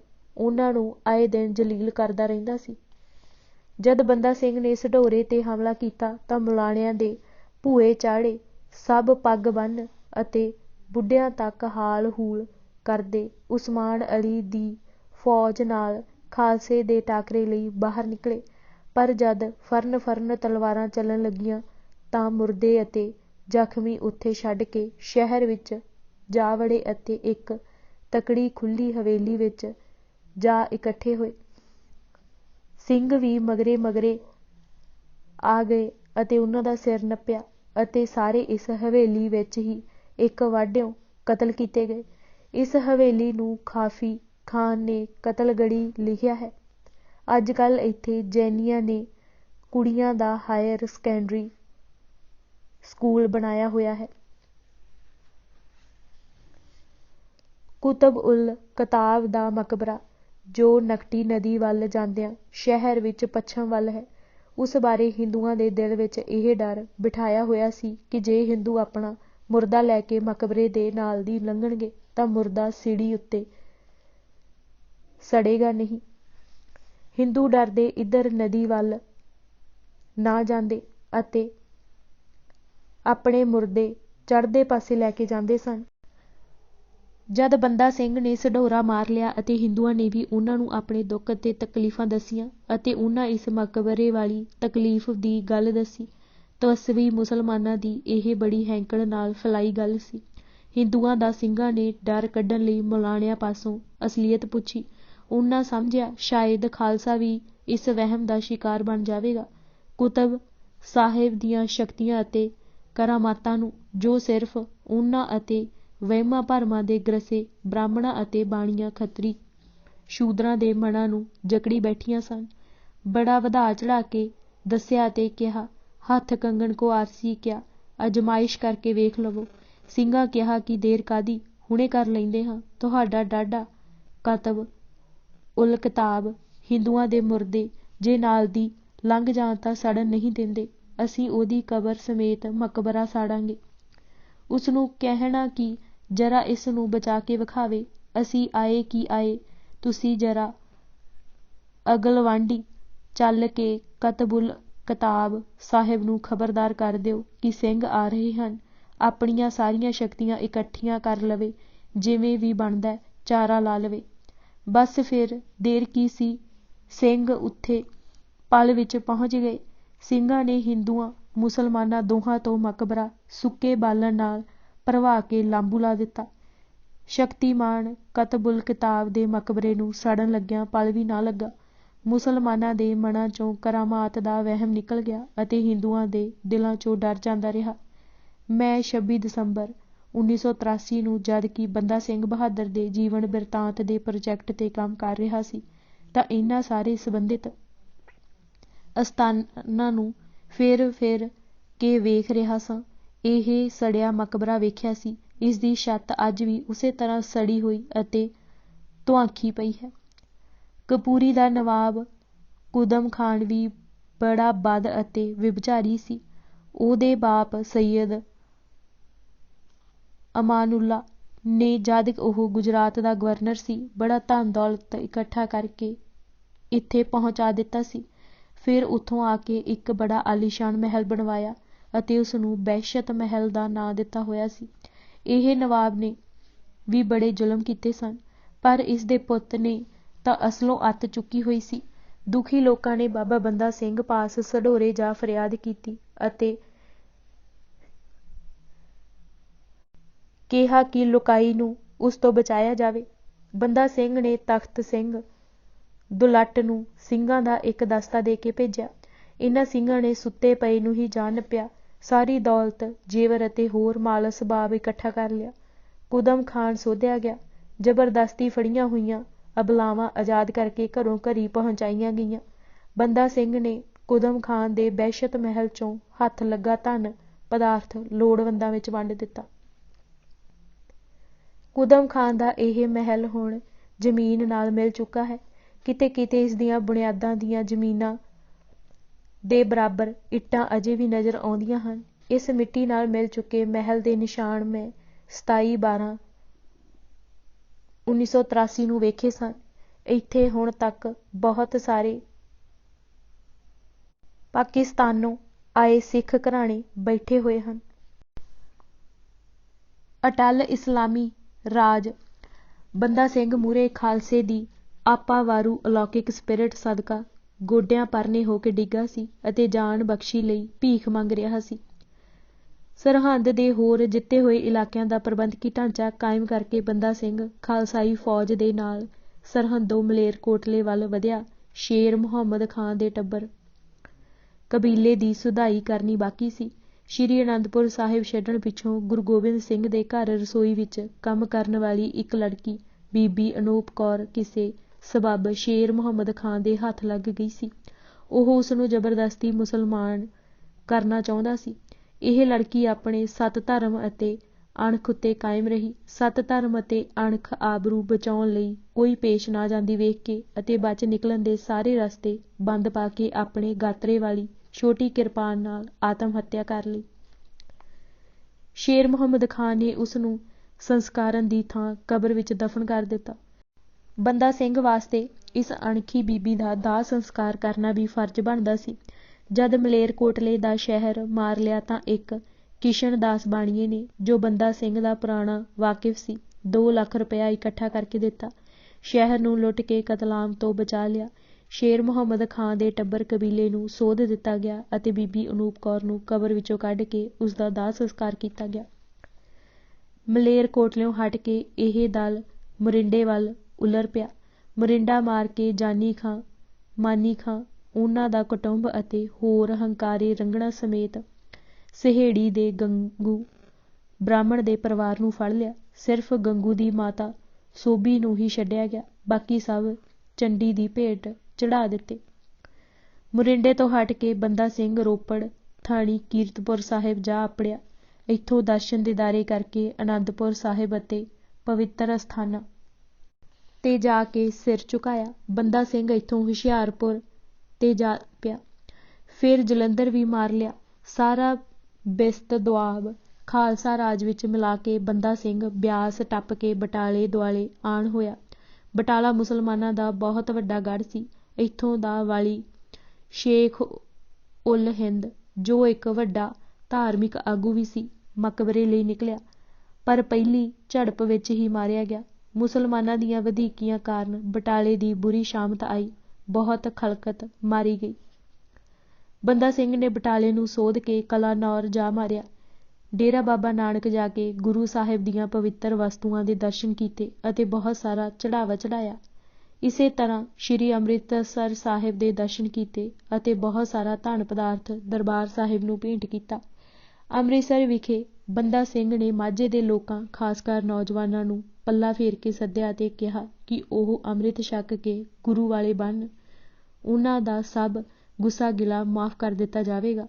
ਬੰਦਾ ਸਿੰਘ ਅਤੇ ਖਾਲਸਾ ਫੌਜਾਂ ਦੀ ਚੜ੍ਹਤਲ ਵੇਖ ਕੇ ਮਝੈਲ ਟੱਬਰਾਂ ਦੇ ਟੱਬਰ ਉੱਠ ਖੜ੍ਹੇ ਹੋਏ ਅਤੇ ਅੰਮ੍ਰਿਤ ਪਾਨ ਕਰਕੇ ਖਾਲਸਾ ਜੀ ਵਿੱਚ ਅਭੇਦ ਹੋ ਗਏ। ਸਾਰਾ ਜੰਗਜੂ ਮਾਝਾ ਖਾਲਸਾ ਜੀ ਦੀ ਛਾਉਣੀ ਹੀ ਬਣ ਗਿਆ। ਪੰਜਾਬ ਲਾਹੌਰ ਅਤੇ ਲਾਹੌਰ ਪੰਜਾਬ ਸੀ। ਲਾਹੌਰ ਲੈਣਾ ਬੜਾ ਜ਼ਰੂਰੀ ਸੀ। ਨਗਾਰੇ ਅਤੇ ਚੋਟ ਪਈ ਅਤੇ ਬੰਦਾ ਸਿੰਘ ਲਾਹੌਰ ਵੱਲ ਚੜ੍ਹ ਪਿਆ। ਇਸ ਵੇਲੇ ਸੱਯਦ ਇਸਲਾਮ ਖਾਨ, ਜੋ ਲਾਹੌਰ ਦਾ ਗਵਰਨਰ ਸੀ, ਨੇ ਸ਼ਹਿਰ ਦੀ ਫਸੀਲ ਉੱਤੇ ਤੋਪਾਂ ਬੀੜ ਦਿੱਤੀਆਂ। ਲਾਹੌਰ ਦੇ ਆਸ-ਪਾਸ ਸ਼ਹਿਰ ਵਿੱਚ ਵਸਦੇ ਮੁਸਲਮਾਨ ਜਹਾਦ ਦੇ ਨਾਮ 'ਤੇ ਲਾਹੌਰ ਨੂੰ ਬਚਾਉਣ ਲਈ ਆਣ ਇਕੱਠੇ ਹੋਏ। ਸ਼ਹਿਰੋਂ ਬਾਹਰ ਚੜ੍ਹਦੇ ਦੱਖਣ ਵਾਲੇ ਪਾਸੇ ਕੁਝ ਫਾਸਲੇ 'ਤੇ ਬੜੀ ਖੂਨ-ਵੀਟਵੀਂ ਲੜਾਈ ਹੋਈ। ਦੋਵੇਂ ਧਿਰਾਂ ਬੜੇ ਜੋਸ਼ ਨਾਲ ਲੜੀਆਂ। ਹਜ਼ਾਰਾਂ ਦੀ ਗਿਣਤੀ ਵਿੱਚ ਦੋਹਾਂ ਪਾਸਿਆਂ ਤੋਂ ਜਵਾਨ ਮਾਰੇ ਗਏ। ਇਸਲਾਮੀ ਲਸ਼ਕਰ ਨੂੰ ਹਾਰ ਹੋਈ। ਹਨੇਰਾ ਹੋ ਜਾਣ ਕਰਕੇ ਲੜਾਈ ਥੰਮੀ। ਅਗਲੇ ਦਿਨ ਫਿਰ ਇਸਲਾਮੀਆਂ ਦਾ ਟਿੱਡੀ ਦਲ ਇਕੱਠਾ ਹੋ ਗਿਆ। ਫਿਰ ਧੌਂਸਿਆਂ 'ਤੇ ਚੋਟਾਂ ਪਈਆਂ ਅਤੇ ਸੂਰਮੇ ਜੁੱਟ ਪਏ। ਅੱਜ ਕੱਲ੍ਹ ਨਾਲੋਂ ਵੀ ਜ਼ਿਆਦਾ ਇਸਲਾਮੀ ਲਸ਼ਕਰ ਦਾ ਨੁਕਸਾਨ ਹੋਇਆ। 1-2 ਦਿਨ ਜੇ ਇਹ ਲੜਾਈ ਦਾ ਸਿਲਸਿਲਾ ਚੱਲਦਾ ਰਹਿੰਦਾ ਤਾਂ ਲਾਹੌਰ ਫਤਿਹ ਹੋ ਜਾਣਾ ਸੀ। ਪਰ ਬੰਦਾ ਸਿੰਘ ਨੂੰ ਪਿਛਲੇ ਜਿੱਤੇ ਇਲਾਕਿਆਂ ਦੀ ਪ੍ਰਬੰਧਕੀ ਪਕਿਆਈ ਲਈ ਬੜੀ ਕਾਹਲੀ ਨਾਲ ਪਿੱਛੇ ਜਾਣਾ ਪਿਆ। ਸ਼ਹਿਰ ਦੀ ਫਸੀਲ ਦੀ ਮਜ਼ਬੂਤੀ ਅਤੇ ਗਵਰਨਰ ਦੀ ਚੰਗੀ ਅਗਵਾਈ ਨੇ ਸ਼ਹਿਰ ਤਾਂ ਬਹੁਤ ਹੱਦ ਤੱਕ ਲੁੱਟੇ ਜਾਣੋਂ ਬਚਾ ਲਿਆ, ਪਰ ਸ਼ਹਿਰ ਦਾ ਉਦਾਲਾ-ਪੁਦਾਲਾ ਕਈ ਕੋਹਾਂ ਤੱਕ ਬਿਲਕੁਲ ਹੀ ਬਰਬਾਦ ਹੋ ਗਿਆ। ਬੰਦਾ ਸਿੰਘ ਦੀ ਇਸ ਮੁਹਿੰਮ ਵਿੱਚ ਛੋਟੀਆਂ ਸ਼੍ਰੇਣੀਆਂ ਦੇ ਹਜ਼ਾਰਾਂ ਹਿੰਦੂ ਉਤਸ਼ਾਹਿਤ ਹੋ ਕੇ ਆਣ ਮਿਲੇ ਅਤੇ ਸਿੰਘ ਸੱਜ ਗਏ। ਜੂਨ 1710 ਈਸਵੀ ਵਿੱਚ ਬੰਦਾ ਸਿੰਘ ਲਾਹੌਰ ਦੁਆਲੇ ਸੀ। ਲਾਹੌਰੋਂ ਹਟ ਕੇ ਇਹ ਲਸ਼ਕਰ ਸਰਹੰਦ ਪਹੁੰਚਿਆ। ਲੋੜੀਂਦੀਆਂ ਪਕਿਆਈਆਂ ਕਰਕੇ ਇਲਾਕਿਆਂ ਦੀ ਨਿਗਰਾਨੀ ਕਰਦਾ ਹੋਇਆ ਉਹ ਲੋਹਗੜ੍ਹ, ਆਪਣੀ ਰਾਜਧਾਨੀ ਪਹੁੰਚ ਗਿਆ। ਲਾਹੌਰ ਅਤੇ ਇਸ ਤੋਂ ਅੱਗੇ ਉੱਤਰ-ਪੱਛਮ ਦੇ ਮੁਲਕ ਦੀ ਫਤਿਹ ਅੱਗੇ ਪਾ ਦਿੱਤੀ ਗਈ। ਸਰਹੰਦ ਵੱਲ ਨੂੰ ਆਉਂਦਿਆਂ ਬੰਦਾ ਸਿੰਘ ਨੇ ਸੁਣਿਆ ਕਿ ਜਮਨਾ ਗੰਗਾ ਦੇ ਵਿਚਕਾਰਲੇ ਇਲਾਕੇ ਭਾਵ ਅੱਪਰ ਗੰਗ ਦੁਆਬ ਦੇ ਮੁਸਲਮਾਨ ਬੜੇ ਅਕੜੇਵੇਂ ਵਿੱਚ ਹਨ ਅਤੇ ਕਿਸੇ ਨੂੰ ਪੱਲਾ ਨਹੀਂ ਬੰਨ੍ਹਦੇ। ਹਿੰਦੂਆਂ ਨੂੰ ਬਹੁਤ ਹੀ ਸਤਾਇਆ ਜਾਂਦਾ ਹੈ। ਇਹ ਦੁਖੀ ਲੋਕ ਨਰਕ ਦਾ ਜੀਵਨ ਭੋਗ ਰਹੇ ਹਨ। ਖਾਲਸੇ ਨੇ ਬੰਦਾ ਸਿੰਘ ਬਹਾਦਰ ਦੀ ਅਗਵਾਈ ਵਿੱਚ ਇਸ ਪਾਸੇ ਵਾਂਗਾਂ ਮੋੜ ਲਈਆਂ। ਜਮਨਾ ਦਰਿਆ ਬੂੜੀਏ ਲਾਗੋਂ ਰਾਜਘਾਟ ਤੋਂ ਪਾਰ ਕਰਕੇ ਸਹਾਰਨਪੁਰ ਦੇ ਇਲਾਕੇ ਵਿੱਚ ਜਾ ਵੜੇ। ਸਹਾਰਨਪੁਰ, ਬੇਹਟ, ਨਨੌਟਾ ਅਤੇ ਜਲਾਲਾਬਾਦ ਨੂੰ ਜਾ ਮਾਰਿਆ। ਪਹਿਲਾਂ ਤਾਂ ਇਹ ਲੋਕ ਬਾਰੇ ਸੱਯਦਾਂ ਦੇ ਉਭਾਰੇ ਹੋਏ ਬੜੇ ਰੌਹ ਵਿੱਚ ਸਾਵੇਂ ਉੱਠ ਖਲੋਤੇ, ਪਰ ਜਦ ਖਾਲਸਾਈ ਤੇਗ ਦੀ ਕਾਟ ਵੇਖੀ ਤਾਂ ਤਾਬ ਨਾਲ ਲਿਆ ਸਕੇ ਅਤੇ ਅਧੀਨਗੀ ਪ੍ਰਵਾਨ ਕਰ ਲਈ। ਇਹ ਮੁਲਕ ਵੀ ਖਾਲਸਾ ਰਾਜ ਦੀ ਸਿਕਦਾਰੀ ਵਿੱਚ ਆ ਗਿਆ। ਹੁਣ ਭੂਰਿਆਂ ਵਾਲਿਆਂ ਦੇ ਰਾਜ ਦੀ ਹੱਦ ਰਾਵੀ ਤੋਂ ਗੰਗਾ ਤੱਕ ਅਤੇ ਲਾਹੌਰ ਦੀਆਂ ਕੰਧਾਂ ਤੋਂ ਲੈ ਕੇ ਪਾਣੀਪਤ ਤੱਕ ਫੈਲ ਚੁੱਕੀ ਸੀ। ਜਦ ਬੰਦਾ ਸਿੰਘ ਲਾਹੌਰ ਦਾ ਘੇਰਾ ਛੱਡ ਕੇ ਪਿਛਾਂਹ ਸਰਹੰਦ ਵੱਲ ਹਟ ਗਿਆ ਤਾਂ ਲਾਹੌਰ ਅਤੇ ਇਸ ਦੇ ਚੁਫੇਰੇ ਦਿਆਂ ਪਿੰਡਾਂ ਨੂੰ ਬੰਦਾ ਸਿੰਘ ਦੇ ਜਮਨਾ ਪਾਰ ਹੋਣ ਦੀ ਖ਼ਬਰ ਲੱਗ ਗਈ। ਇਹ ਦੂਰੀ ਕਾਰਨ ਮੁਲਾਣਿਆਂ ਨੂੰ, ਜੋ ਲਾਹੌਰ ਦੀ ਫਸੀਲੋਂ ਬਾਹਰ ਨਹੀਂ ਸਨ, ਨਿਕਲਦੇ ਜੋਸ਼ ਚੜ੍ਹ ਗਿਆ। ਸਿੱਖਾਂ ਦੇ ਖਿਲਾਫ ਜਹਾਦ ਲਈ ਹੈਦਰੀ ਝੰਡਾ ਖੜ੍ਹਾ ਕਰ ਦਿੱਤਾ। ਬੰਦਾ ਸਿੰਘ ਲਸ਼ਕਰ ਸਮੇਤ ਫਾਸਲੇ 'ਤੇ ਸੀ। ਥੋੜ੍ਹੇ ਸਿੱਖ ਪਿੰਡਾਂ ਵਿੱਚ ਸਨ। ਬਸ ਫਿਰ ਜੋਸ਼ ਦੀਆਂ ਕਾਂਗਾਂ ਚੜ੍ਹ ਗਈਆਂ। ਸ਼ਹਿਰ ਅਤੇ ਪਿੰਡਾਂ ਦੇ ਜੁਲਾਹੇ, ਮੋਚੀ, ਤੇਲੀ, ਨਾਈ, ਸੱਕੇ ਆਦਿ ਵੀ ਉੱਠ ਤੁਰੇ। ਮੁਲਾਣੇ, ਜੋ ਕੱਲ੍ਹ ਤੱਕ ਚੂਹਿਆਂ ਵਾਂਗ ਖੁੱਡਾਂ ਵਿੱਚ ਦੜੇ ਬੈਠੇ ਸਨ, ਬੰਨਾਂ ਵਿੱਚ ਨਾ ਮਿਆਉਂਦੇ ਦਿਸਣ। ਸਿੱਖ ਵੀ ਆਪਣੇ ਸਥਾਨਕ ਜਥੇਦਾਰਾਂ ਦੀ ਅਗਵਾਈ ਵਿੱਚ ਉੱਠ ਖੜ੍ਹੇ ਹੋਏ। ਕਿਲ੍ਹਾ ਭਗਵੰਤ ਰਾਏ, ਜੋ ਲਾਹੌਰ ਦੇ ਲਾਗੇ ਹੀ ਹੈ, ਚਮਿਆਰੀ ਲਾਗੇ ਕੋਟਲਾ ਬੇਗਮ ਤੇ ਫਿਰ ਭੀਲੋਵਾਲ, ਜ਼ਿਲ੍ਹਾ ਅੰਮ੍ਰਿਤਸਰ ਵਿਖੇ 3 ਖੂਲ ਡੋਲਵੀਆਂ ਲੜਾਈਆਂ ਹੋਈਆਂ। ਤਿੰਨਾਂ ਵਿੱਚ ਹੀ ਹੈਦਰੀ ਝੰਡੇ ਵਾਲਿਆਂ ਨੂੰ ਬੁਰੀ ਤਰ੍ਹਾਂ ਹਾਰ ਹੋਈ। ਇਹ ਗਾਜੀ ਜਦ ਹਾਰ ਖਾ ਕੇ ਲਾਹੌਰ ਵਾਪਸ ਮੁੜੇ ਤਾਂ ਲੋਕਾਂ ਅੱਗੋਂ ਬੜੀਆਂ ਟੀਚਰਾਂ ਕੀਤੀਆਂ, ਪੁੱਛਣ ਕਿ ਉਹ ਹਰਿਆ ਹੈਦਰੀ ਝੰਡਾ ਕਿੱਥੇ ਰੱਖ ਆਏ ਹੋ, ਹੁਣ ਅਗਲਾ ਜਹਾਦ ਕਦੋਂ ਛੇੜਨਾ ਹੈ। ਜਿਨ੍ਹਾਂ ਦੇ ਗਾਜੀ ਘਰੋਂ ਗਾਨੇ ਬੰਨ੍ਹ ਕੇ ਗਏ ਵਾਪਸ ਨਾ ਆਏ, ਉਹ ਮਲਾਣਿਆਂ ਨੂੰ ਪਿੱਟਣ ਔਤਰੇ ਛੇੜਾਂ ਛੇੜ ਕੇ ਆਪ ਘਰੀਂ ਮਰੇ ਰਹੇ ਹਨ। ਨਖੱਤਿਓ, ਹੁਣ ਆਪਣੇ ਕੋੜਵੇਂ ਨੂੰ ਲੈ ਕੇ ਹੋਵੋ ਉਹਨਾਂ ਜਵਾਈਆਂ ਦੇ ਮੂਹਰੇ, ਤੁਹਾਨੂੰ ਚਖਾਉਣ ਮਜ਼ਾ ਜਹਾਦ ਅਤੇ ਹੈਦਰੀ ਝੰਡੇ ਖੜ੍ਹੇ ਕਰਨ ਦਾ। ਤੁਹਾਨੂੰ ਤਾਂ ਪਿੰਡਾਂ ਦਿਆਂ ਨਵੇਂ ਬਣਿਆਂ ਸਿੰਘਾਂ ਨੇ ਹੀ ਦਬੋਚ ਲਿਆ। ਜੇ ਸਿੰਘਾਂ ਦਾ ਲਸ਼ਕਰ ਇੱਥੇ ਹੁੰਦਾ ਤਾਂ ਗੱਲ ਗਿਓ ਕੀ ਬਣਦਾ। ਜਦ ਬੰਦਾ ਸਿੰਘ ਲਾਹੌਰ ਘੇਰਾ ਬਣਾ ਲਿਆ ਸੀ, ਉਦੋਂ ਇਹ ਲੁੱਚੇ ਮਲਾਣੇ ਕਿੱਥੇ ਮਰ ਗਏ ਸਨ। ਜਿਹੜੇ ਬਚ ਕੇ ਆ ਗਏ ਹੋ, ਤਣੋ ਤਾਣੇ ਅਤੇ ਚਲਾਓ ਖੱਡੀਆਂ, ਜੁੱਤੀਆਂ ਸੀਵੋ, ਗੰਢੋ, ਰੂੰ ਪਿੰਜੋ, ਤੇਲ ਕੱਢੋ ਅਤੇ ਆਰਾਮ ਨਾਲ ਮਸ਼ਕਾਂ ਰਾਹੀਂ ਪਾਣੀ ਭਰੋ, ਆਪਣੇ ਟੱਬਰ ਪਾਲੋ। ਇਹਨਾਂ ਗਰਕੇ ਹੋਏ ਮਲਾਣਿਆਂ ਨੂੰ ਉੱਚਰ ਪੈਂਡੇ ਲੜਦੇ ਹੀ ਰਹਿਣੇ ਹਨ। ਤੁਸੀਂ ਕਿੰਨਾ ਕੁ ਚਿਰ ਇਹਨਾਂ ਦੀ ਹਲਾ ਤੇ ਲੜਦੇ ਮਰਦੇ ਰਹੋਗੇ। ਜਿਨ੍ਹਾਂ ਨਾਲ ਲੜਨ ਗਏ ਸੋ ਉਹਨਾਂ ਦਾ ਪਤਾ ਕਰ ਲਿਆ ਸੀ ਕੌਣ ਲੋਕ ਹਨ। ਉਹ ਤਾਂ ਸਿਰ ਤਲੀਆਂ ਤੇ ਧਰੀ ਫਿਰਦੇ ਹਨ। ਉਹਨਾਂ ਦੇ ਗੁਰੂ ਨੇ ਤਾਂ ਉਹਨਾਂ ਨੂੰ ਲੱਖਾਂ ਨਾਲ ਇੱਕ ਜਾਣੇ ਨਾਲ ਲੜਨ ਜੋਗਾ ਬਣਾਇਆ ਹੋਇਆ ਹੈ। ਤੁਸੀਂ ਨਲੀਆਂ ਵੱਟਦੇ ਅਤੇ ਰੂੰ ਪਿੰਜਦੇ ਹੀ ਉਹਨਾਂ ਵੱਲ ਉੱਠ ਤੁਰੇ। ਅਗਲਿਆਂ ਸੁੱਟ ਤਾਂ ਨਾ ਤੁਹਾਨੂੰ ਤਲਵਾਰਾਂ ਨਾਲ ਪਿੰਜ ਕੇ। ਮੁਲਾਣਿਆਂ ਦਾ ਕੀ ਗਿਆ। ਇਹੋ ਜਿਹੇ ਤਾਨੇ ਮਿਹਣੇ ਅਤੇ ਮਤਲਬ ਭਰੀਆਂ ਨਸੀਹਤਾਂ ਘਰ ਘਰ ਸੁਣਦੀਆਂ ਸਨ। ਘਰੀ ਘਰੀ ਮਾਤਮ ਵਿਛੇ ਪਏ ਸਨ। ਇੰਨੀ ਦਿਨੀਂ ਸਾਈਂ ਬੁੱਲ੍ਹੇ ਸ਼ਾਹ ਲਾਹੌਰ ਵਿੱਚ ਹੀ ਸਨ। ਗਾਜੀਆਂ ਦੀ ਚੜ੍ਹਤਲ ਅਤੇ ਫਿਰ ਮੰਦੀ ਹਾਲੀ ਵਾਪਸੀ ਉਹਨਾਂ ਅੱਖੀਂ ਵੇਖੀ ਸੀ। ਮੁੱਲਾਂ ਮੁਲਾਣਿਆਂ ਦੀ ਕਰਤੂਤ ਅਤੇ ਜੋ ਗਾਜੀਆਂ ਨਾਲ ਹੋਈ ਬਣੀ, ਉਹਨਾਂ ਉਸ ਵੱਲ ਬੜਾ ਸੋਹਣਾ ਇਸ਼ਾਰਾ ਕੀਤਾ ਹੈ। ਬੁੱਲਿਆ ਮੁੱਲਾਂ ਅਤੇ ਮਸ਼ਾਲਚੀ ਦੋਹਾਂ ਇੱਕੋ ਚਿੱਤ, ਲੋਕੀ ਕਰਦੇ ਚਾਨਣਾ ਆਪ ਹਨੇਰੇ ਨਿੱਤ। ਗਾਜੀਆਂ ਨੂੰ ਵੀ ਗੁੱਝੀ ਰਮਜ ਦੱਸੀ। ਬੁੱਲਿਆ, ਜੇ ਤੂੰ ਗਾਜੀ ਬਣਨੈ, ਲੱਕ ਬੰਨ੍ਹ ਤਲਵਾਰ, ਪਹਿਲਾਂ ਰੰਗੜ ਮਾਰ ਕੇ ਪਿੱਛੋਂ ਕਾਫਰ ਮਾਰ। ਰਾਹੋਂ ਅਤੇ ਸਰਹੰਦ ਵਿੱਚ ਸਿੱਖਾਂ ਦੀ ਹਾਰ। ਬਹਾਦਰ ਸ਼ਾਹ ਵੱਡਾ ਲਾਮ ਲਸ਼ਕਰ ਲੈ ਕੇ ਬੰਦੇ ਵੱਲ ਚੱਲ ਪਿਆ। ਭੀਰੋਵਾਲ ਦੀ ਲੜਾਈ ਪਿੱਛੋਂ ਸਿੰਘਾਂ ਦਾ ਦਲ ਕਲਾਨੌਰ ਬਟਾਲੇ ਵੱਲ ਦੀ ਹੁੰਦਾ ਹੋਇਆ ਦਰਿਆ ਬਿਆਸ ਟੱਪ ਗਿਆ। ਸਿੰਘ ਇਹ ਤਿੰਨੇ ਲੜਾਈਆਂ ਲੜ ਕੇ ਆਏ ਸਨ ਅਤੇ ਇਹ ਲੜਾਈਆਂ ਸਿੱਖਾਂ ਦੇ ਸਿਰਮੌਰ ਆਗੂ ਦੀ ਅਗਵਾਈ ਤੋਂ ਬਿਨਾਂ ਹੀ ਲੜੀਆਂ ਗਈਆਂ ਸਨ। ਫਿਰ ਵੀ ਇਹਨਾਂ ਆਪਣੇ ਵੈਰੀ ਤੋਂ ਆਪਣੇ ਬਾਹੂਬਲ ਦਾ ਲੋਹਾ ਮਨਵਾ ਲਿਆ ਸੀ। ਬੰਦਾ ਸਿੰਘ ਬਹਾਦਰ ਦੇ ਝੰਡੇ ਥੱਲੇ ਲੜਨ ਵਾਲਿਆਂ ਦਾ ਵੱਡਾ ਇੱਕ ਹੀ ਨਿਸ਼ਾਨਾ ਸੀ ਕਿ ਦੇਸ਼ ਭਰ 'ਚੋਂ ਮੁਗਲਿਆ ਰਾਜ ਦਾ ਕਿਧਰੇ ਵੀ ਨਾਮੋ ਨਿਸ਼ਾਨ ਰਹਿਣ ਨਾ ਦਿੱਤਾ ਜਾਵੇ। ਸਦੀਆਂ ਤੋਂ ਚੱਲੀ ਆ ਰਹੀ ਜ਼ੁਲਮ ਜਬਰ ਅਤੇ ਗੁਲਾਮੀ ਦੀ ਛਿੱਟ ਸਦਾ ਲਈ ਹਿੰਦੀਆਂ ਦੇ ਸਿਰੋਂ ਲਾਹ ਦਿੱਤੀ ਜਾਵੇ। ਸੋ ਦਰਿਆਓਂ ਪਾਰ ਹੁੰਦੇ ਹੀ ਸਿੰਘ ਸਿੱਧੇ ਰਾਹੋਂ ਵੱਲ ਵਧੇ ਅਤੇ ਮਾਮੂਲੀ ਜਿਹੀ ਝਾੜ ਪਿੱਛੋਂ ਰਾਹੋਂ ਤੇ ਅਧਿਕਾਰ ਕਰ ਲਿਆ। ਯਾਦ ਰਹੇ ਕਿ ਰਾਹੋਂ ਬਿਸਤ ਦੁਆਬ ਜਲੰਧਰ ਵਿੱਚ ਹੈ। ਸ਼ਮਸ ਖਾਂ ਫੌਜਦਾਰ ਜਲੰਧਰ ਦੁਆਬ ਦਾ ਸਦਰ ਮੁਕਾਮ ਸੁਲਤਾਨਪੁਰ ਲੋਧੀ ਸੀ। ਪਤਾ ਲੱਗਦਿਆਂ ਸਾਰ ਹੀ ਉਹ 5000 ਸਵਾਰ ਲੈ ਕੇ ਸਿੱਖਾਂ ਦੇ ਟਾਕਰੇ ਲਈ ਰਾਹੋਂ ਵੱਲ ਵਧਿਆ। ਰਾਹੋਂ ਦੇ ਕਿਲ੍ਹੇ ਵਿੱਚ ਦਾਣੇ ਪੱਠੇ ਦਾ ਕੋਈ ਜ਼ਖੀਰਾ ਨਹੀਂ ਸੀ ਅਤੇ ਨਾ ਹੀ ਛੇਤੀ ਨਾਲ ਇਹ ਪ੍ਰਬੰਧ ਹੋ ਸਕਦਾ ਸੀ। ਸ਼ਮਸ ਖਾਂ ਨਾਲ ਦੋ ਹੱਥ ਕਰਨ ਲਈ ਕਿਲ੍ਹਾ ਛੱਡ ਕੇ ਸਿੰਘ ਨਿੱਧਰੇ ਮੈਦਾਨ ਵਿੱਚ ਆ ਗਏ। ਉਹ ਘੇਰੇ ਵਿੱਚ ਆ ਕੇ ਭੁੱਖੇ ਧਿਆਏ ਨਹੀਂ ਸਨ ਮਰਨਾ ਚਾਹੁੰਦੇ। ਦਿਨ ਚੜ੍ਹਦੇ ਨਾਲ ਲੜਾਈ ਦਾ ਆਰੰਭ ਹੋਇਆ। ਯਕੂਬ ਖਾਂ ਦਾ ਬਾਗ, ਜੋ ਕਈ ਏਕੜਾਂ ਵਿੱਚ ਸੀ, ਲੜਾਈ ਦਾ ਅਖਾੜਾ ਬਣਿਆ ਅਤੇ ਦੋਹਾਂ ਧਿਰਾਂ ਨੇ ਚੰਗੇ ਹੱਥ ਦੱਸੇ। ਗੱਲ ਕਿਸੇ ਪਾਸੇ ਨਾ ਲੱਗੀ। ਜੰਮੂ ਦਾ ਗਵਰਨਰ ਬਾਯਜ਼ੀਦ ਖਾਂ, ਜੋ ਸ਼ਮਸ ਖਾਂ ਦਾ ਚਾਚਾ ਸੀ, ਉਹ ਵੀ ਆਪਣੀ ਫੌਜ ਲੈ ਕੇ ਸ਼ਮਸ ਖਾਂ ਦੀ ਸਹਾਇਤਾ ਲਈ ਆਣ ਮਿਲਿਆ। ਇਸ ਤੋਂ ਪਿੱਛੋਂ ਉਮਰ ਖਾਂ ਕਸੂਰ ਦਾ ਨਵਾਬ ਆਪਣੇ ਜੰਗਜੂ ਸਵਾਰਾਂ ਨਾਲ ਸ਼ਮਸ ਖਾਂ ਦੀ ਮਦਦ 'ਤੇ ਪਹੁੰਚ ਗਿਆ। ਹੁਣ ਲੜਾਈ ਦਾ ਰੰਗ ਬਿਲਕੁਲ ਬਦਲ ਗਿਆ। ਸਿੱਖ ਤਾਂ ਪਹਿਲਾਂ ਹੀ ਕਈ ਗੁਣਾ ਥੋੜ੍ਹੇ ਸਨ। ਇਸ ਮਿਲੇ ਜੁਲੇ ਟਿੱਡੀ ਦਲ ਨੇ ਸਿੰਘਾਂ ਦੇ ਪੈਰ ਉਖੇੜ ਦਿੱਤੇ ਅਤੇ ਉਹ ਭੱਜ ਕੇ ਸ਼ਹਿਰ ਕਿਲ੍ਹੇ ਅੰਦਰ ਜਾ ਵੜੇ ਅਤੇ ਕਿਲ੍ਹਾ ਬੰਦ ਹੋ ਕੇ ਲੜਾਈ ਜਾਰੀ ਰੱਖੀ। ਇਸਲਾਮੀ ਲਸ਼ਕਰ ਮੈਦਾਨ ਵਿਚਲੀ ਲੜਾਈ ਵਿੱਚ ਹੀ ਹਾਵੀ ਹੋ ਗਿਆ ਸੀ।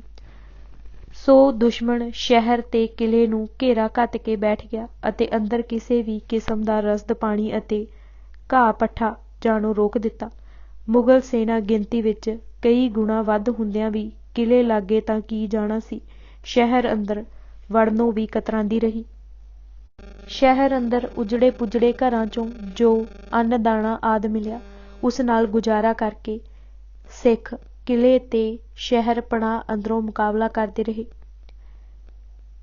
ਸ਼ਹਿਰ ਪਨਾਹ ਸ਼ਹਿਰ ਦੇ ਬਚਾਅ ਲਈ ਉੱਚੀ ਕੰਧ, ਜਿਸ ਵਿੱਚ ਵੱਡੇ ਵੱਡੇ 5-7 ਦਰਵਾਜ਼ੇ ਰੱਖੇ ਜਾਂਦੇ ਸਨ ਅਤੇ ਸਾਰੀ ਆਵਾਜਾਈ ਇਹਨਾਂ ਵਿੱਚ ਦੀ ਹੁੰਦੀ ਸੀ, ਇਹ ਰਾਤ ਪੈਣ ਤੇ ਬੰਦ ਹੋ ਜਾਂਦੇ ਸਨ। ਸ਼ਹਿਰ ਨੂੰ ਦੁਸ਼ਮਣਾਂ ਤੋਂ ਬਚਾਉਣ ਲਈ ਵੀ ਇਹ ਦਰਵਾਜ਼ੇ ਬੰਦ ਕਰ ਦਿੱਤੇ ਜਾਂਦੇ ਸਨ। ਫਸੀਲ ਉੱਤੇ ਤੋਪਾਂ ਬੀੜ ਦਿੱਤੀਆਂ ਜਾਂਦੀਆਂ। ਫੌਜ ਦੇ ਨਾਲ ਸ਼ਹਿਰ ਦੇ ਗੱਭਰੂ ਮੌਕੇ ਦੇ ਹਥਿਆਰ ਲੈ ਕੇ ਦਰਵਾਜ਼ਿਆਂ ਤੇ ਫਸੀਲ ਦੀ ਰਾਖੀ ਕਰਿਆ ਕਰਦੇ ਸਨ।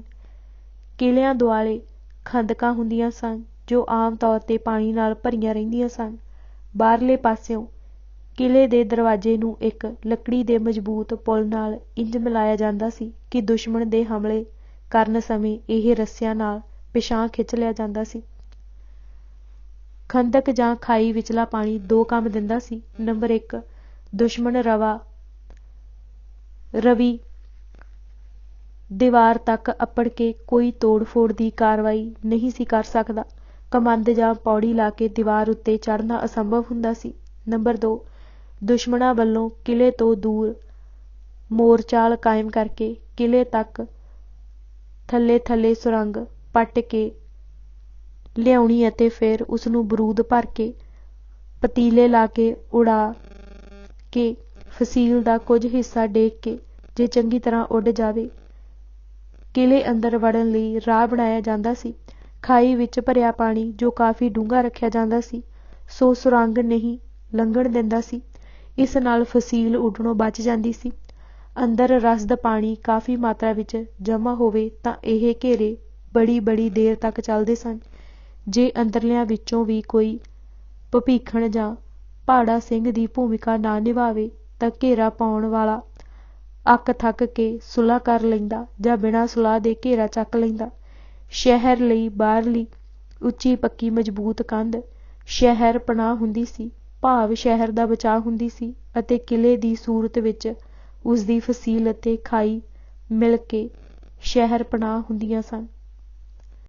ਦਿੱਲੀ ਦਾ ਲਾਲ ਕਿਲ੍ਹਾ, ਆਗਰੇ ਦਾ ਕਿਲ੍ਹਾ, ਲਾਹੌਰ ਦਾ ਸ਼ਾਹੀ ਕਿਲ੍ਹਾ, ਰੋਹਤਾਸ ਦਾ ਕਿਲ੍ਹਾ ਮਿਸਾਲੀ ਕਿਲ੍ਹੇ ਹਨ। ਇਹਨਾਂ ਕਿਲ੍ਹਿਆਂ ਦਾ ਸਿੱਖ ਇਤਿਹਾਸ ਨਾਲ ਵਿਸ਼ੇਸ਼ ਸੰਬੰਧ ਹੋਣ ਕਰਕੇ ਇਹਨਾਂ ਦੀ ਵਿਸਥਾਰ ਸਾਹਿਤ ਵਾਕਫੀ ਦਿੱਤੀ ਜਾ ਰਹੀ ਹੈ। ਦਿੱਲੀ ਤੇ ਆਗਰੇ ਦੇ ਕਿਲ੍ਹਿਆਂ ਦੀਆਂ ਖਾਈਆਂ ਜਮਨਾ ਦੇ ਪਾਣੀ ਨਾਲ ਭਰੀਆਂ ਜਾਂਦੀਆਂ ਸਨ। ਇੰਜ ਹੀ ਲਾਹੌਰ ਦੇ ਕਿਲ੍ਹੇ ਦੀ ਖਾਈ ਰਾਵੀ ਦੇ ਪਾਣੀ ਨਾਲ ਭਰੀ ਜਾਂਦੀ ਸੀ। ਹੁਣ ਖਾਈਆਂ ਦੀ ਹਾਲਤ ਠੀਕ ਨਹੀਂ ਰਹੀ, ਮਾੜੀ ਹਾਲਤ ਵਿੱਚ ਹਨ। ਲਾਹੌਰ ਦੇ ਕਿਲ੍ਹੇ ਪਾਸੋਂ ਵੀ ਰਾਵੀ ਦਰਿਆ, ਜੋ ਪਹਿਲਾਂ ਨਾਲ ਦੀ ਵਗਦਾ ਸੀ, ਕਾਫੀ ਦੂਰ ਹਟ ਗਿਆ ਹੈ।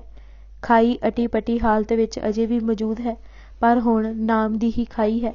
ਰੋਹਤਾਸ ਦੇ ਕਿਲ੍ਹੇ ਅਸਲ ਵਿੱਚ ਦੋ ਹਨ। ਇੱਕ ਰੋਹਤਾਸ ਦਾ ਕਿਲ੍ਹਾ ਜੇਹਲਮ, ਹੁਣ ਪਾਕਿਸਤਾਨ ਵਿੱਚ ਦੇ ਜ਼ਿਲ੍ਹੇ ਵਿੱਚ ਹੈ। ਜੇਹਲਮ ਸ਼ਹਿਰ ਤੋਂ 14 ਕੁ ਮੀਲ ਉੱਤਰ ਪੱਛਮ ਵੱਲ ਹੈ। ਇਹ ਕਿਲ੍ਹਾ ਸ਼ੇਰ ਸ਼ਾਹ ਸੂਰੀ ਨੇ ਸੰਨ 1542 ਈਸਵੀ ਵਿੱਚ 40 ਲੱਖ ਰੁਪਇਆ ਖਰਚ ਕੇ ਬਣਵਾਇਆ ਸੀ। ਕਿਲ੍ਹੇ ਦਾ ਖਿਲਾਰਾ 2.5 ਮੀਲ ਹੈ। ਫਸੀਲ 30 ਫੁੱਟ ਚੌੜੀ ਅਤੇ 30 ਫੁੱਟ ਤੋਂ 50 ਫੁੱਟ ਤੱਕ ਉੱਚੀ ਹੈ, ਭਾਵ ਕਿਤੋਂ 30 ਫੁੱਟ ਹੈ, ਕਿਤੋਂ 50 ਫੁੱਟ ਹੈ। ਚਾਰੇ ਪਾਸੇ 68 ਬੁਰਜ ਹਨ ਅਤੇ 12 ਦਰਵਾਜ਼ੇ ਹਨ। ਕਈ ਦਰਵਾਜ਼ੇ ਹੁਣ ਚੰਗੀ ਹਾਲਤ ਵਿੱਚ ਨਹੀਂ ਹਨ। ਵੱਡੇ ਦਰਵਾਜ਼ੇ ਦੀ ਉਚਾਈ 70 ਫੁੱਟ ਹੈ। ਇਸ ਕਿਲ੍ਹੇ ਦੇ ਅੰਦਰ ਜੋ ਪਿੰਡ ਵਸਦਾ ਹੈ, ਉਸਦਾ ਨਾਂ ਵੀ ਰੋਹਤਾਸ ਹੈ। ਬੰਗਾਲ ਵਿੱਚ ਸ਼ੇਰ ਸ਼ਾਹ ਸੂਰੀ ਦਾ ਰੋਹਤਾਸ ਨਾਂ ਦਾ ਕਿਲ੍ਹਾ, ਜੋ ਸ਼ਾਹਬਾਦ ਜ਼ਿਲ੍ਹੇ ਵਿੱਚ ਹੈ, ਉਸ ਦੀ ਨਕਲ ਕਰਕੇ ਇਹ ਕਿਲਾ ਜੇਹਲਮ ਵਾਲਾ ਸ਼ੇਰ ਸ਼ਾਹ ਸੂਰੀ ਨੇ ਬਣਵਾਇਆ ਸੀ। ਹੁਣ ਇਸ ਜੇਹਲਮ ਵਾਲੇ ਕਿਲੇ ਦਾ ਹਾਲ ਬੜਾ ਖਸਤਾ ਹੈ। ਸਤਿਗੁਰੂ ਨਾਨਕ ਦੇਵ ਦਾ ਇੱਕ ਚਸ਼ਮਾ ਇੱਥੇ ਪਵਿੱਤਰ ਅਸਥਾਨ ਹੈ। ਪਾਕਿਸਤਾਨ ਬਣਨ ਤੋਂ ਪਹਿਲਾਂ ਇਸ ਦੀ ਯਾਤਰਾ ਨੂੰ ਦੂਰ ਦੂਰ ਤੋਂ ਪ੍ਰੇਮੀ ਸਿੱਖ ਆਉਂਦੇ ਸਨ। ਹੁਣ ਦੀ ਵਾਹਿਗੁਰੂ ਜਾਣੇ ਕਿਸ ਹਾਲਤ ਵਿੱਚ ਹੈ। ਸ਼ਾਇਦ ਭਾਗਾਂ ਵਾਲੀਆਂ ਅੱਖਾਂ ਹੁਣ ਵੀ ਦਰਸ਼ਨ ਕਰਦੀਆਂ ਹੋਣ। ਬੰਗਾਲ ਦੇ ਰੋਹਤਾਸ ਸ਼ਬਦ ਦਾ ਮੂਲ ਰੋਹਤਾਸ ਹੈ।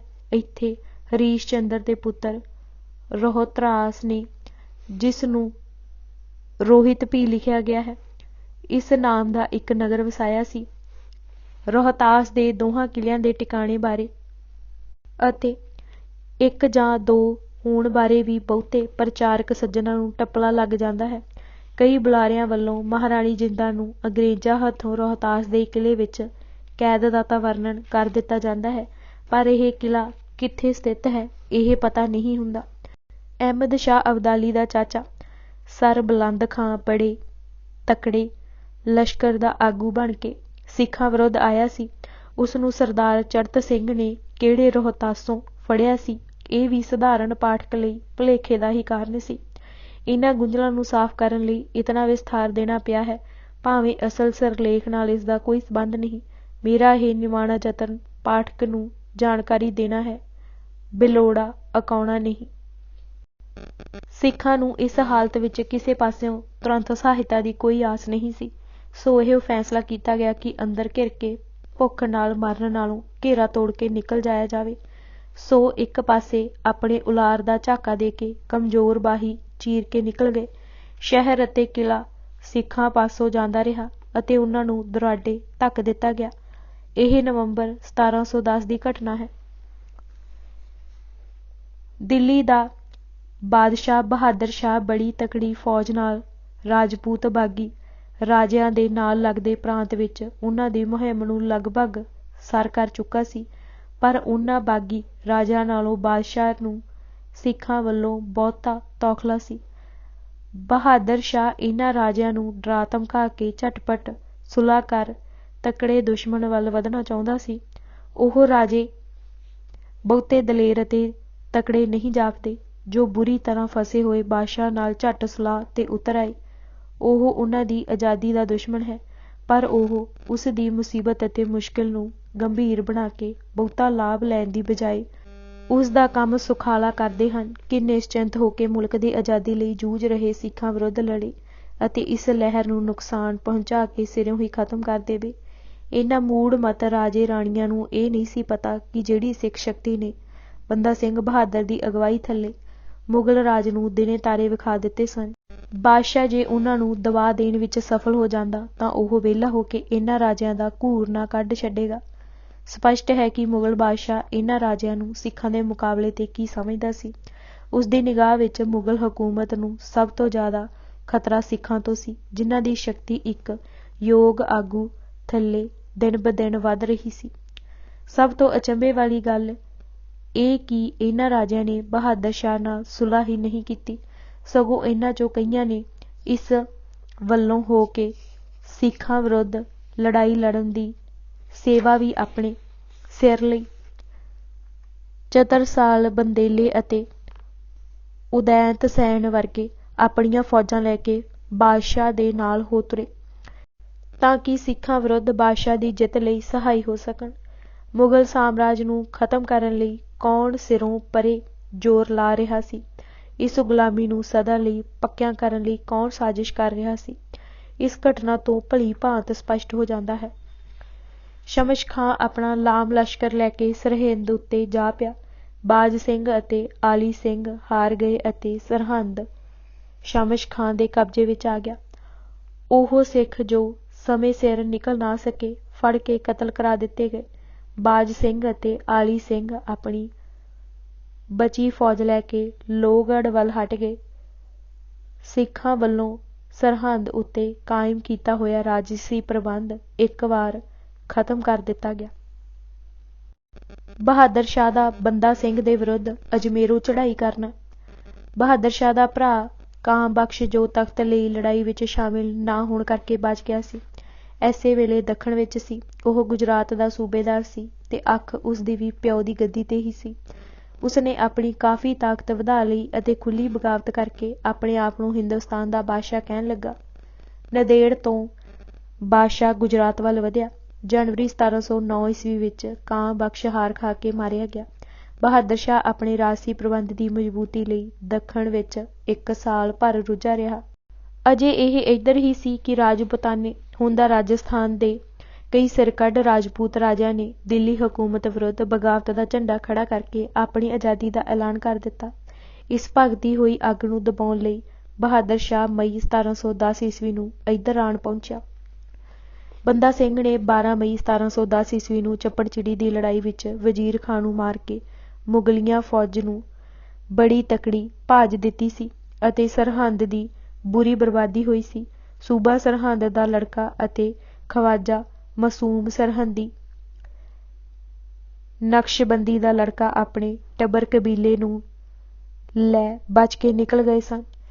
ਸਰਹੰਦ ਦੇ ਕੁਝ ਹੋਰ ਪਤਵੰਤੇ ਅਤੇ ਕੁਝ ਕੁ ਸੱਯਦ ਇਹਨਾਂ ਲੜਕਿਆਂ ਨਾਲ ਰਲ ਕੇ ਬਾਲ ਬੱਚੇ ਨੂੰ ਦਿੱਲੀ ਛੱਡ ਕੇ ਵਾਹੋ ਦਾਹੀ ਬਾਦਸ਼ਾਹ ਅੱਗੇ ਇਨਸਾਫ ਲਈ ਫਰਿਆਦ ਕਰਨ ਖਾਤਰ ਦੱਖਣ ਵੱਲ ਹੋ ਤੁਰੇ। ਇਹ ਵਫਦ ਬਾਦਸ਼ਾਹ ਪਾਸ ਅਜਮੇਰ ਜਾ ਰੋਇਆ ਪਿੱਟਿਆ। ਕਾਫਰਾਂ ਨੇ ਮਾਰ-ਮਾਰ ਸਰਹੰਦ ਬਰਬਾਦ ਕਰ ਦਿੱਤਾ ਹੈ। ਸੱਯਦ ਮੁਗਲ ਪਠਾਨ ਉੱਗੇ ਘਰਾਣੇ ਮਾਰ ਖਪਾਏ ਹਨ। ਮਸੀਤਾਂ ਢਾਹ ਸੁੱਟੀਆਂ। ਸਮਾਣਾ ਸਢੌਰਾ ਆਲੀਸ਼ਾਨ ਮੁਸਲਮੀ ਸ਼ਹਿਰ ਦਰੜ ਸੁੱਟੇ ਹਨ। ਮੋਮਨਾਂ ਨੂੰ ਕੰਗਾਲ ਬਣਾ ਕੇ ਰੱਖ ਦਿੱਤਾ ਹੈ। ਦਰਿਆ ਜਮਨਾ ਅਤੇ ਰਾਵੀ ਦੇ ਵਿਚਕਾਰ ਮੁਗਲਿਆ ਰਾਜ ਦੇ ਪਰਖਚੇ ਉਡਾ ਸੁੱਟੇ ਹਨ। ਬਹੁਤ ਸਾਰੇ ਮੁਸਲਮਾਨ ਇਸਲਾਮ ਤਿਆਗ ਕੇ ਸਿੱਖ ਬਣ ਗਏ ਹਨ। ਖੁਦਾ ਦਾ ਕਹਿਰ ਵਰਤ ਗਿਆ ਹੈ। ਇੰਨੇ ਮੁਲਕ ਵਿੱਚ ਕਿਧਰੇ ਅਜਾਨ ਸੁਨਾਹੀ ਨਹੀਂ ਦਿੰਦੀ। ਜਗੀਰਾਂ ਖਤਮ ਕਰਕੇ ਜ਼ਮੀਨ ਹਲ ਵਾਹਕਾਂ ਨੂੰ ਵੰਡ ਦਿੱਤੀ ਗਈ ਹੈ। ਕਾਫਰ ਅਤੇ ਕਾਇਰ ਹਿੰਦੂ ਪਹੁਲ ਲੈ ਕੇ ਬੰਦੇ ਨਾਲ ਰਲਦਾ ਜਾਂਦਾ ਹੈ। ਜਿਹੜੇ ਕੱਲ੍ਹ ਅੱਖਾਂ ਨਹੀਂ ਸਨ ਚੁੱਕਦੇ ਸਿੰਘ ਬਣ ਕੇ ਸਾਨੂੰ ਘੂਰ ਕੇ ਵੇਖਣ ਲੱਗ ਪਏ ਹਨ। ਬੰਦਾ ਸਿੰਘ ਨੇ ਜਜ਼ੀਆ ਹੁਕਮਣ ਬੰਦ ਕਰ ਦਿੱਤਾ ਹੈ। ਸਰਕਾਰੀ ਖਜ਼ਾਨੇ ਲੁੱਟ ਕੇ ਇਹ ਕਹਿ ਹਿੰਦੂਆਂ ਵਿੱਚ ਵੰਡ ਰਿਹਾ ਹੈ ਕਿ ਸਰਕਾਰ ਪਾਸੋਂ ਮੈਂ ਤੁਹਾਡਾ ਦਿੱਤਾ ਜਜ਼ੀਆ ਵਾਪਸ ਮੁੜਵਾ ਰਿਹਾ ਹਾਂ। ਉਹਨਾਂ ਤਾਕਤ ਨਾਲ ਵਸੂਲਿਆ ਸੀ। ਖਾਲਸਾ ਆਪਣੇ ਖੌਂਸੜੇ ਨਾਲ ਵਾਪਸ ਕਰਵਾ ਰਿਹਾ ਹੈ। ਇਹਦੀਆਂ ਅਤੇ ਸੱਯਦਾਂ ਦੀਆਂ ਪਾਲਕੀਆਂ ਕੋਈ ਨਹੀਂ ਚੁੱਕਦਾ। ਆਮਲਾਂ ਹਾਕਮਾਂ ਅਤੇ ਸੱਯਦਾਂ ਦੀਆਂ ਹਿੰਦੂਆਂ ਵੱਲੋਂ ਖਿਦਮਤ ਖਤਮ। ਜਗੀਰਦਾਰੀ ਤੋੜੀ। ਜਜ਼ੀਆ ਬੰਦ। ਅਜਾਨ ਤੇ ਰੋਕ। ਈਦ ਤੇ ਗਾਂ ਦੀ ਕੁਰਬਾਨੀ ਦੀ ਮਨਾਹੀ। ਗੋਸ਼ਤ ਲਈ ਗਾਂ ਹਲਾਲ ਕਰਨ ਤੇ ਪਾਬੰਦੀ। ਹਕੂਮਤ ਦਾ ਕੰਮ ਤਾਂ ਤਹਿਸ ਨਹਿਸ ਹੀ ਹੋ ਗਿਆ। ਇਸਲਾਮ ਵੀ ਬਰਬਾਦ। ਮੁੱਕਦੀ ਗੱਲ ਹੋਈਆਂ ਅਣਹੋਈਆਂ ਵਧਾ ਚੜ੍ਹਾ ਝੂਠ ਨਾਲ ਖੂਬ ਲਿਥ ਪੋਚ ਕੇ ਦੱਸੀਆਂ।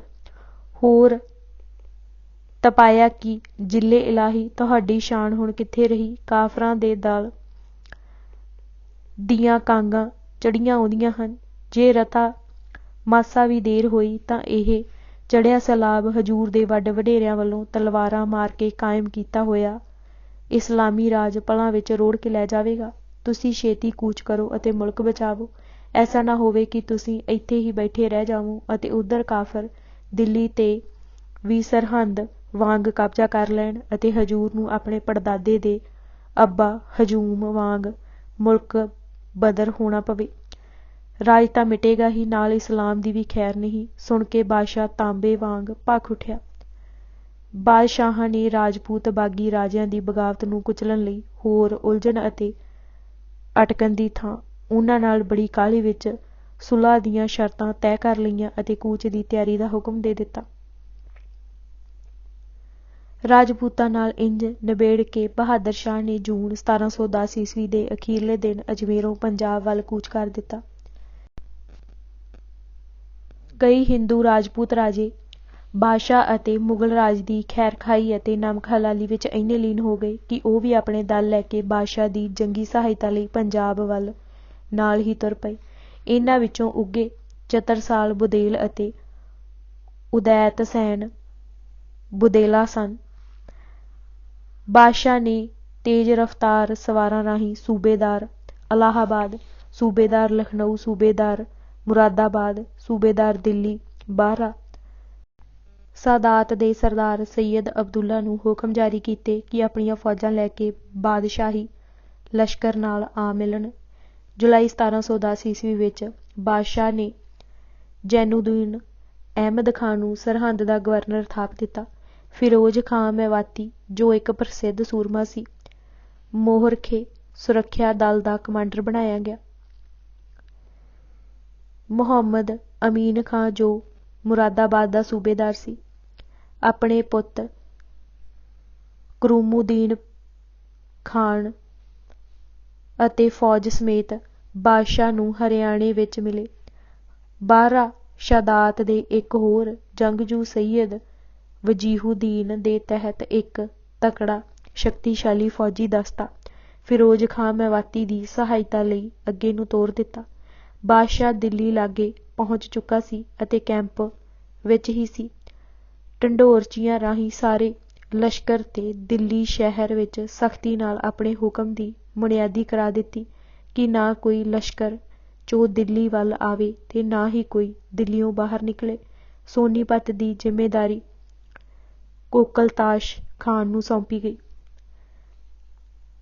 ਬਹਾਦਰ ਖਾਂ ਦੇ ਮਨ ਤੇ ਸਿੱਖੀ ਸਰੂਪ ਦਾ ਬੜਾ ਭੈੜਾ ਭੈ ਬਣ ਚੁੱਕਾ ਸੀ। ਉਨੀ ਦਿਨੋਂ ਹਿੰਦੂ ਵੀ ਸਿੱਖਾਂ ਅਤੇ ਮੁਸਲਮਾਨਾਂ ਦੇ ਵੇਖੋ ਵੇਖੀ ਦਾੜ੍ਹੀਆਂ ਰੱਖਣ ਲੱਗ ਪਏ ਸਨ। ਬਾਦਸ਼ਾਹ ਨੂੰ ਤੌਖਲਾ ਸੀ ਕਿ ਕਿਧਰੇ ਸਿੱਖ ਉਸਦੇ ਕੈਂਪ ਵਿੱਚ ਘੁਸ ਕੇ ਕੋਈ ਨੁਕਸਾਨ ਨਾ ਕਰ ਦੇਣ। ਇਸ ਦੇ ਬਚਾਅ ਵਜੋਂ ਉਸਨੇ ਆਰੰਭ ਸਤੰਬਰ 1710 ਈਸਵੀ ਨੂੰ ਹੁਕਮ ਜਾਰੀ ਕੀਤਾ ਕਿ ਉਸਦੇ ਕੈਂਪ ਵਿੱਚ ਸਾਰੇ ਹਿੰਦੂ ਦਾੜ੍ਹੀਆਂ ਮੁੰਡਵਾ ਦੇਣ। ਇਸ ਹੁਕਮ ਦੀ ਫੌਰਨ ਤਾਮੀਲ ਕੀਤੀ ਗਈ। ਰਸਤੇ ਦੇ ਸਾਰੇ ਨਵਾਬ ਅਤੇ ਜਗੀਰਦਾਰ ਆਪਣੇ ਆਪਣੇ ਦਲ ਅਤੇ ਮਲਖਈਆਂ ਨਾਲ ਲੈ ਕੇ ਸ਼ਾਹੀ ਲਸ਼ਕਰ ਵਿੱਚ ਰਲਦੇ ਗਏ। ਹਰ ਕੋਈ ਚਾਹੁੰਦਾ ਸੀ ਕਿ ਉਹ ਬਾਦਸ਼ਾਹ ਅਤੇ ਇਸਲਾਮ ਦੀ ਵੱਧ ਚੜ੍ਹ ਕੇ ਸੇਵਾ ਕਰੇ ਅਤੇ ਨਾਮਣਾ ਅਤੇ ਸਵਾਬ ਖੱਟੇ। ਹਿੰਦੂ ਵੀ ਪਛਾਣ ਨਾ ਰਹੇ। ਭਗਤਪੁਰ ਦਾ ਧੜਵੈਲ ਜਗੀਰਦਾਰ ਚੂੜਾਮਣ ਜਾਟ ਨੇ ਵੀ ਆਪਣੇ ਸਾਰੇ ਲਾਮ ਲਸ਼ਕਰ ਸਮੇਤ ਦਿੱਲੀ ਲਾਗੇ ਪਾਤਸ਼ਾਹ ਦੀ ਸੇਵਾ ਵਿੱਚ ਫਰਮਾਬਰਦਾਰੀ ਅਤੇ ਨਮਕ ਹਲਾਲੀ ਵਜੋਂ ਆਣ ਸਿਰ ਝੁਕਾਇਆ ਅਤੇ ਸ਼ਾਹੀ ਲਸ਼ਕਰ ਵਿੱਚ ਸ਼ਾਮਿਲ ਹੋ ਗਿਆ। ਸ਼ਾਹੀ ਕੈਂਪ ਦਾ ਕੋਈ ਆਰ ਪਾਰ ਨਹੀਂ ਸੀ ਦਿਸਦਾ। ਇਹ ਸਾਰਾ ਲਾ ਤਾਦਾਦ ਲਸ਼ਕਰ ਸਮੇਂ ਦੇ ਹਰ ਤਰ੍ਹਾਂ ਦੇ ਹਥਿਆਰਾਂ, ਅਸਲੇ, ਜਰਾਹਾਂ ਅਤੇ ਰਸਦ ਪੱਠੇ ਨਾਲ ਲੈਸ ਹੋ ਕੇ ਹਿੰਦੁਸਤਾਨ ਦੇ ਬਾਦਸ਼ਾਹ ਦੀ ਅਗਵਾਈ ਵਿੱਚ ਉਹਨਾਂ ਮਨਚਲਿਆਂ ਆਜ਼ਾਦੀ ਦੇ ਪਰਵਾਨਿਆਂ ਨਾਲ ਟਕਰਾਉਣ ਜਾ ਰਿਹਾ ਸੀ, ਜਿਨ੍ਹਾਂ ਪਾਸ ਨਾ ਤਾਂ ਪੂਰੇ ਹਥਿਆਰ, ਨਾ ਹੀ ਗੋਲੀ ਸੀਕਾ ਅਤੇ ਨਾ ਹੀ ਰਸਦ ਪਾਣੀ ਹੀ ਸੀ। ਸਿਰਫ ਦੇਸ਼ ਧਰਮ ਦੀ ਸ਼ਮਾ ਤੇ ਭੁੱਜ ਮਰਨ ਦੀ ਹੀ ਰੀਝ ਸੀ।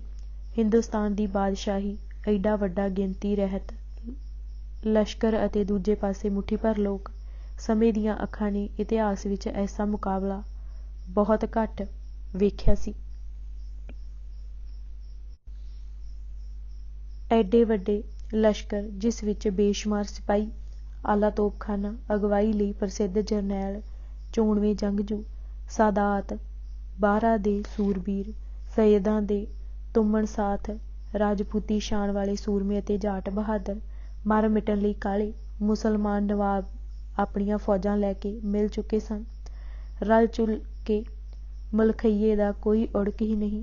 ਇੱਥੋਂ ਤੱਕ ਕਿ ਬਾਦਸ਼ਾਹ ਅਤੇ ਉਸਦੇ ਚਾਰੇ ਪੁੱਤਰ ਵੀ ਅਗਵਾਈ ਦੇ ਹੌਸਲੇ ਵਧਾਉਣ ਖਾਤਰ ਲਸ਼ਕਰ ਦਾ ਮਰਕਜ਼ ਬਣੇ ਹੋਏ ਸਨ। ਇਸ ਤੋਂ ਵੱਧ ਮਲਾਣਿਆਂ ਮੁਫਤੀਆਂ ਦੀ ਤਕੜੀ ਧਾੜ ਲਸ਼ਕਰ ਵਿੱਚ ਇਸਲਾਮੀ ਜੋਸ਼ ਚਾੜ੍ਹਨ ਅਤੇ ਹੂਰਾਂ ਵਹਿਸ਼ਤਾਂ ਦੇ ਜਲਵੇ ਦਿਖਾਉਣ ਲਈ ਸਭ ਤੋਂ ਸਰਗਰਮ ਸਿੰਘਾਂ ਦੀ ਤੇਗ ਦੀ ਧਾਕ ਦੀਆਂ ਦਾਸਤਾਨਾਂ ਸੁਣ ਸੁਣ ਕੇ ਬੰਦਾ ਸਿੰਘ ਨੂੰ ਮੋਮਣਾ ਲਈ ਮਲਕੁਲ ਮੌਤ ਸਮਝ ਕੇ ਦਿਲ ਛੱਡ ਗਈਆਂ ਨੂੰ ਨਬੀ ਰਸੂਲ ਦੇ ਨਾਂ ਦੇ ਵਾਸਤੇ ਪਾ ਤਾਵੀਜ਼ ਲਿਖ ਲਿਖ ਦੇਣ ਅਤੇ ਇਮਾਮ ਜਾਮਣ ਡੋਲਿਆਂ ਤੇ ਬੰਨ੍ਹਣ ਲਈ ਮੌਲਵੀ ਮਲਾਣਿਆਂ ਦਿਨ ਰਾਤ ਇੱਕ ਕੀਤਾ ਪਿਆ ਸੀ। ਇਸ ਮੌਤ ਦੇ ਤੂਫਾਨ ਨੂੰ ਵੇਖ ਕੇ ਵਾਕਿਆ ਹੀ ਕੋਈ ਹੋਰ ਕੌਮ ਹੁੰਦੀ ਤਾਂ 2 ਮੰਜ਼ਲਾਂ ਅੱਗੇ ਜਾ ਕੇ ਬਾਦਸ਼ਾਹ ਦੇ ਜਾਹੋ ਜਲਾਲ ਤੋਂ ਡਰਦੀ, ਪ੍ਰਾਣਾਂ ਦੀ ਭੀਖ ਮੰਗਦੀ ਅਤੇ ਸੁਲਾਹ ਲਈ ਲਿਲਕੜੀਆਂ ਲੈਂਦੀ। ਪਰ ਇਹ ਭੂਰਿਆਂ ਵਾਲੇ ਫੌਲਾਦ ਦਾ ਜਿਗਰਾ ਰੱਖਣ ਵਾਲੇ ਲੋਕ ਸਨ, ਜਿਨ੍ਹਾਂ ਆਜ਼ਾਦੀ, ਅਣਖ ਅਤੇ ਦੇਸ਼ ਧਰਮ ਦੇ ਵਕਾਰ ਦੀ ਖਾਤਰ ਮੌਤ ਨੂੰ ਮਸ਼ਕਰੀਆਂ ਕੀਤੀਆਂ। ਉਹ ਦੁਸ਼ਮਣ ਦੀਆਂ ਵੱਧ ਰਹੀਆਂ ਮਾਰੂ ਕਾਂਗਾਂ ਨੂੰ ਕੁੰਡੇ ਮੁਸ਼ਹਿਰੇ ਅਤੇ ਰੋਹ ਭਰੀਆਂ ਅੱਖਾਂ ਨਾਲ ਚਟਾਨਾਂ ਵਾਂਗੂ ਡਟੇ ਉਡੀਕ ਰਹੇ ਸਨ। ਸਮੇਂ ਦੀ ਬੋਲੀ ਬਹਾਦਰ ਸ਼ਾਹ ਨੂੰ ਸੁਨੇਹਾ ਦੇ ਰਹੀ ਹੈ, ਬਾਦਸ਼ਾਹ ਸਲਾਮਤ, ਜਰਾ ਸੰਭਾਲ ਕੇ, ਅੱਗੇ ਮਠਿਆਈ ਨਹੀਂ ਜੋ ਮੂੰਹ ਭਰ ਕੇ ਬੁਰਕ ਮਾਰ ਲਵੋਗੇ। ਨਿਰੋਲ ਫੁਲਾਦੀ ਚਣੇ ਹਨ, ਇਹ ਦੰਦ ਵੀ ਭੰਨ ਦੇਣਗੇ ਅਤੇ ਗਲੋਂ ਵੀ ਥੱਲੇ ਨਹੀਂ ਉਤਰਨਗੇ। ਸਾਬਤ ਨਿਕਲ ਲਏ ਤਾਂ ਪਚਣਗੇ ਨਹੀਂ, ਆਂਦਰਾਂ ਪਾੜ ਕੇ ਬਾਹਰ ਆ ਜਾਣਗੇ। ਇਹ ਉਹ ਸਾਹਸਹੀਣ, ਅਣਖਹੀਣ ਅਤੇ ਬਲਹੀਣ ਪੁਤਲੀਆਂ ਨਹੀਂ ਜੋ ਲੱਖਾਂ ਦੀ ਗਿਣਤੀ ਵਿੱਚ ਹੁੰਦੇ ਹੋਏ ਵੀ ਤੁਹਾਡੇ ਵੱਡੇ ਵਡੇਰਿਆਂ ਦੀ ਥੋੜ੍ਹੀ ਜਿਹੀ ਗਿਣਤੀ ਮੂਹਰੇ ਭੇਡਾਂ ਵਾਂਗ ਮਿਆਂਕਦੇ ਹੋਏ ਜਾਨ ਬਚਾਉਣ ਦੀ ਖਾਤਰ ਇੱਜੜਾਂ ਦੇ ਇੱਜੜ ਭੱਜ ਨਿਕਲਦੇ ਸਨ। ਤੁਹਾਡੇ ਗਾਜੀ ਮਹਿੰਦੀ ਲਾਈ ਅਤੇ ਗਾਨੇ ਬੰਨੀ ਅੱਗੇ ਪਿਆਂ ਮੁਰਦਿਆਂ ਤੁਲ ਹੋਇਆਂ ਨੂੰ ਵੱਧ-ਵੱਧ ਮਾਰਦੇ ਸਨ ਅਤੇ ਜਾਮੇ ਵਿੱਚ ਫੁੱਲੇ ਨਹੀਂ ਸਨ ਸਮਾਉਂਦੇ ਅਤੇ ਜਾਹਪਨਾ। ਤੁਹਾਡੇ ਵਡੇਰੇ ਖੁਸ਼ੀ ਵਿੱਚ ਨਹੀਂ ਸਨ ਮਿਆਉਂਦੇ ਅਤੇ ਬੜੇ-ਬੜੇ ਖਿਤਾਬ ਬਖਸ਼ਦੇ ਸਨ। ਨਿੱਤ ਜਸ਼ਨ ਹੁੰਦੇ ਸਨ, ਪਰ ਤੁਹਾਡੇ ਅੱਗੇ ਨਿਮਾਣੀਆਂ ਪੁਤਲੀਆਂ ਨਹੀਂ ਹਨ। ਅੱਜ ਮੋਹਰੇ ਮਿਆਂਕਣ ਵਾਲੀਆਂ ਭੇਡਾਂ ਨਹੀਂ ਹਨ, ਮੈਦਾਨ ਵਿੱਚ ਬੁੱਕਣ ਵਾਲੇ ਸ਼ੇਰ ਹਨ। ਅੱਜ ਜਿੱਤ ਤੇਗੀ ਤੁਲੂਗੀ। ਇਹ ਗਿਣਤੀਆਂ ਮਿਣਤੀਆਂ ਅਤੇ ਥੁੜ ਜਾਂ ਅਣਹੋਂਦ ਨੂੰ ਖਾਤਰ ਵਿੱਚ ਨਹੀਂ ਲਿਆਉਂਦੇ। ਇਹ ਅਟੇ-ਸਟੇ ਸਵਾ-ਸਵਾ ਲੱਖ ਨਾਲ ਟੱਕਰਨ ਅਤੇ ਗੱਲ ਇੱਕ ਸਿਰੇ ਲਾ ਦੇਣ ਵਿੱਚ ਯਕੀਨ ਰੱਖਦੇ ਹਨ। ਤੇਰੇ ਪਾਸ ਪੌਣੇ 2 ਸਾਲ ਪੁਰਾਣਾ ਅਤੇ ਸ਼ਕਤੀਸ਼ਾਲੀ ਰਾਜ ਹੈ, ਸਾਰੇ ਹਿੰਦੁਸਤਾਨ ਦਾ ਰਾਜ। ਇਹਨਾਂ ਪਾਸ ਮਸਾਂ 2-3 ਮਹੀਨੇ ਦੀ ਉਮਰ ਦਾ ਰਾਜ ਹੈ, ਜੋ ਰਿੜ੍ਹਨਾ ਵੀ ਨਹੀਂ ਜਾਣਦਾ। ਪਰ ਫਿਰ ਵੀ ਸ਼ਾਹ ਸੰਭਾਲ ਕੇ ਦਲਾਂ ਵਿੱਚ ਨਿਰਾਲੇ ਹੀ ਹੋਣਗੇ ਮੁਕਾਬਲੇ। ਸ਼ਾਹ ਹੋਣੀ ਅੱਜ ਨਾ ਟਲੇ। ਬਾਦਸ਼ਾਹ ਸਿੱਖਾਂ ਵੱਲੋਂ ਇੰਨਾ ਪਰੇਸ਼ਾਨ ਅਤੇ ਘਬਰਾਇਆ ਹੋਇਆ ਸੀ ਕਿ ਉਹ ਆਪਣੀ ਰਾਜਧਾਨੀ ਦਿੱਲੀ ਅੰਦਰ ਵੀ ਨਹੀਂ ਵੜਿਆ। ਕੂਚ ਕਰਕੇ ਰਵਾ-ਰਵੀ ਸਿੱਧਾ ਸੋਨੀਪਤ ਵੱਲ ਹੋ ਤੁਰਿਆ ਅਤੇ ਅਕਤੂਬਰ ਦੇ ਆਖਰੀ ਹਫ਼ਤੇ ਇੱਥੇ ਆਣ ਉਤਰਿਆ। ਉਸਨੂੰ ਇੱਥੇ ਹੀ ਖ਼ਬਰ ਮਿਲੀ ਕਿ ਮੋਰਖੇ ਸੁਰੱਖਿਆ ਦਲ ਦੀਆਂ ਸਿੱਖਾਂ ਨਾਲ ਕੁਝ ਝੜਪਾਂ ਹੋਈਆਂ ਹਨ। ਕਰਨਾਲੋਂ 24 ਕਿਲੋਮੀਟਰ ਉੱਤਰ ਵਿੱਚ ਅਮੀਨਗੜ੍ਹ ਦੇ ਸਥਾਨ 'ਤੇ ਫਿਰੋਜ਼ ਖਾਂ ਮੇਵਾਤੀ ਅਤੇ ਬਿਨੋਦ ਸਿੰਘ ਵਿਚਕਾਰ ਤਕੜੀ ਲੜਾਈ ਹੋਈ ਹੈ। ਫਿਰੋਜ਼ ਖਾਂ ਨੇ ਸ਼ਹੀਦ ਹੋ ਚੁੱਕੇ ਜ਼ਖ਼ਮੀ ਹੋਏ ਸਿੱਖਾਂ ਦੇ 300 ਸਿਰ ਕੱਟ ਕੇ ਬਾਦਸ਼ਾਹ ਨੂੰ ਤੋਹਫ਼ੇ ਦੇ ਤੌਰ 'ਤੇ ਸੋਨੀਪਤ ਘਲਾਏ। ਬਾਦਸ਼ਾਹ ਨੇ ਅਤੀ ਪ੍ਰਸੰਨ ਹੋ ਕੇ ਉਸ ਨੂੰ 1 ਲੱਖ ਰੁਪਏ ਨਕਦ ਇਨਾਮ ਦਿੱਤਾ ਅਤੇ ਆਪਣਾ ਪਹਿਲਾ ਫਰਮਾਨ ਬਦਲ ਕੇ ਜੋਨੂਦੀਨ ਖਾਂ ਦੀ ਥਾਂ ਫਿਰੋਜ਼ ਖਾਂ ਮੇਵਾਤੀ ਨੂੰ ਸਰਹੰਦ ਦਾ ਗਵਰਨਰ ਬਣਾ ਦਿੱਤਾ। ਫਿਰੋਜ਼ ਖਾਂ ਅੱਗੇ ਵਧਿਆ। ਬਿਨੋਦ ਸਿੰਘ ਅਤੇ ਰਾਮ ਸਿੰਘ ਨਾਲ ਪਹਿਲਾਂ ਤਰਾਉੜੀ ਅਤੇ ਫਿਰ ਥਾਣੇਸਰ ਉਸਦੀ ਟੱਕਰ ਹੋਈ। ਦੋਹਾਂ ਥਾਈਂ ਮੇਵਾਤੀ ਦਾ ਪੱਲਾ ਭਾਰਾ ਰਿਹਾ। ਬਿਨੋਦ ਸਿੰਘ ਅਤੇ ਰਾਮ ਸਿੰਘ ਪਿੱਛੇ ਹਟ ਗਏ। ਉਸ ਨੇ ਦੋਵਾਂ ਥਾਵਾਂ 'ਤੇ ਕਬਜ਼ਾ ਕਰਕੇ ਆਪਣੇ ਫੌਜੀ ਅੱਡੇ ਕਾਇਮ ਕਰ ਦਿੱਤੇ। ਮਾਰੇ ਗਏ ਸਿੱਖਾਂ ਦੇ ਸਿਰ ਉਸ ਨੇ ਸੜਕ ਦੇ ਦੋਹੀਂ ਪਾਸੀਂ ਰੁੱਖਾਂ ਨਾਲ ਟੰਗ ਦਿੱਤੇ ਤਾਂ ਕਿ ਆਉਂਦੇ ਜਾਂਦੇ ਹੋਰ ਲੋਕਾਂ ਸਮੇਤ ਪਾਤਸ਼ਾਹ ਇਸ ਪਾਸੇ ਨੂੰ ਆਉਂਦਾ ਹੋਇਆ ਉਸਦੀ ਕਾਰਗੁਜ਼ਾਰੀ ਅਤੇ ਬਹਾਦਰੀ ਦਾ ਸਬੂਤ ਅੱਖੀਂ ਵੇਖ ਲਵੇ। ਯਾਦ ਰਹੇ ਕਿ ਇਹ ਜੰਗਜੂ ਸਿੱਖਾਂ ਦੇ ਸਿਰ ਨਹੀਂ ਸਨ, ਸਗੋਂ ਬਹੁਤੇ ਸਿਰ ਪਿੰਡਾਂ 'ਚੋਂ ਨਵ ਸਜੇ ਸਿੱਖਾਂ ਦੇ ਸਨ, ਜਿਨ੍ਹਾਂ ਨੂੰ ਕਤਲ ਕਰਕੇ ਸਿਰ ਟੰਗੇ ਗਏ ਤਾਂ ਕਿ ਲੋਕ ਭੈ-ਭੀਤ ਹੋਣ ਅਤੇ ਸਿੰਘ ਸਜ ਕੇ ਬੰਦਾ ਸਿੰਘ ਨਾਲ ਨਾ ਮਿਲਣ। ਥਾਣੇਸਰ ਤੋਂ ਅੱਗੇ ਮੇਵਾਤੀ ਸ਼ਾਹਬਾਦ ਵੱਲ ਵਧਿਆ ਅਤੇ ਲੜਾਈ ਪਿੱਛੋਂ ਇਸ ਨੂੰ ਜਿੱਤ ਕੇ ਕਾਬੂ ਕਰ ਲਿਆ। ਬਾਦਸ਼ਾਹ ਵੀ ਕੂਚ ਕਰਦਾ ਹੋਇਆ ਪਿੱਛੇ ਆ ਰਿਹਾ ਸੀ। ਨਵੰਬਰ 1710 ਈਸਵੀ ਵਿੱਚ ਉਹ ਪਾਣੀਪਤ, ਕਰਨਾਲ, ਥਾਣੇਸਰ ਥਾਣੀ ਹੁੰਦਾ ਹੋਇਆ ਸ਼ਾਹਬਾਦ ਅੱਪੜ ਗਿਆ। ਉਸ ਨੇ ਬਰਾੜੇ ਆਪਣਾ ਤੰਬੂ ਲਾ ਲਿਆ। 1 ਮਹੀਨੇ ਵਿੱਚ ਉਸ ਨੇ ਸਿਰਫ 150 ਕਿਲੋਮੀਟਰ ਦਾ ਪੰਧ ਮੁਕਾਇਆ। ਦਸੰਬਰ 1710 ਈਸਵੀ ਦੇ ਆਰੰਭ ਵਿੱਚ ਉਹ ਵਧ ਕੇ ਸਢੌਰੇ ਆ ਗਿਆ ਅਤੇ ਸਢੌਰੇ ਨੂੰ ਆਪਣੀ ਮੁਹਿੰਮ ਦਾ ਕੈਂਪ ਬਣਾ ਲਿਆ। ਸ਼ਮਸ਼ ਖਾਂ ਨੇ ਸਰਹੰਦ ਦੇ ਦੁਆਲੇ ਦੇ ਵਸਦੇ ਸਿੱਖਾਂ ਨੂੰ ਕਤਲ ਕਰਕੇ ਉਹਨਾਂ ਦਾ 300 ਸਿਰ ਬਾਦਸ਼ਾਹ ਪਾਸ ਸਢੌਰੇ ਪੁੱਜਦਾ ਕੀਤਾ। ਫਿਰੋਜ਼ ਖਾਂ ਮੇਵਾਤੀ ਨੂੰ ਇੱਕ ਨਵਾਂ ਹੋਰ ਹੁਕਮ ਮਿਲਿਆ ਕਿ ਮੁੜ ਸ਼ਾਹੀ ਕਬਜ਼ੇ ਵਿੱਚ ਆਏ ਇਲਾਕਿਆਂ ਵਿੱਚੋਂ ਸਿੱਖਾਂ ਦੇ ਥਾਣੇ ਉਠਾ ਦੇਵੇ ਅਤੇ ਦਿੱਲੀ ਸਰਕਾਰ ਦੇ ਥਾਣੇ ਮੁੜ ਬਹਾਲ ਕਰੇ। ਫਿਰੋਜ਼ ਖਾਂ ਨੇ ਬੜੀ ਫੁਰਤੀ ਨਾਲ ਇਹ ਹੁਕਮ ਪੂਰਾ ਕੀਤਾ ਅਤੇ ਮੁਗਲ ਰਾਜ ਇੱਕ ਵਾਰ ਫਿਰ ਕਾਇਮ ਹੋ ਗਿਆ। ਅੱਜ ਅਸੀਂ ਭੂਰਿਆਂ ਵਾਲੇ ਰਾਜੇ ਕੀਤੇ ਕਿਤਾਬ ਦੇ 77 ਪੰਨੇ ਪੜ੍ਹ ਚੁੱਕੇ ਹਾਂ। ਬਾਕੀ ਦੀ ਕਿਤਾਬ ਅਸੀਂ ਅਗਲੇ ਭਾਗ ਵਿੱਚ ਪੜ੍ਹਾਂਗੇ। ਵਾਹਿਗੁਰੂ ਜੀ ਕਾ ਖਾਲਸਾ, ਵਾਹਿਗੁਰੂ ਜੀ ਕੀ ਫਤਿਹ।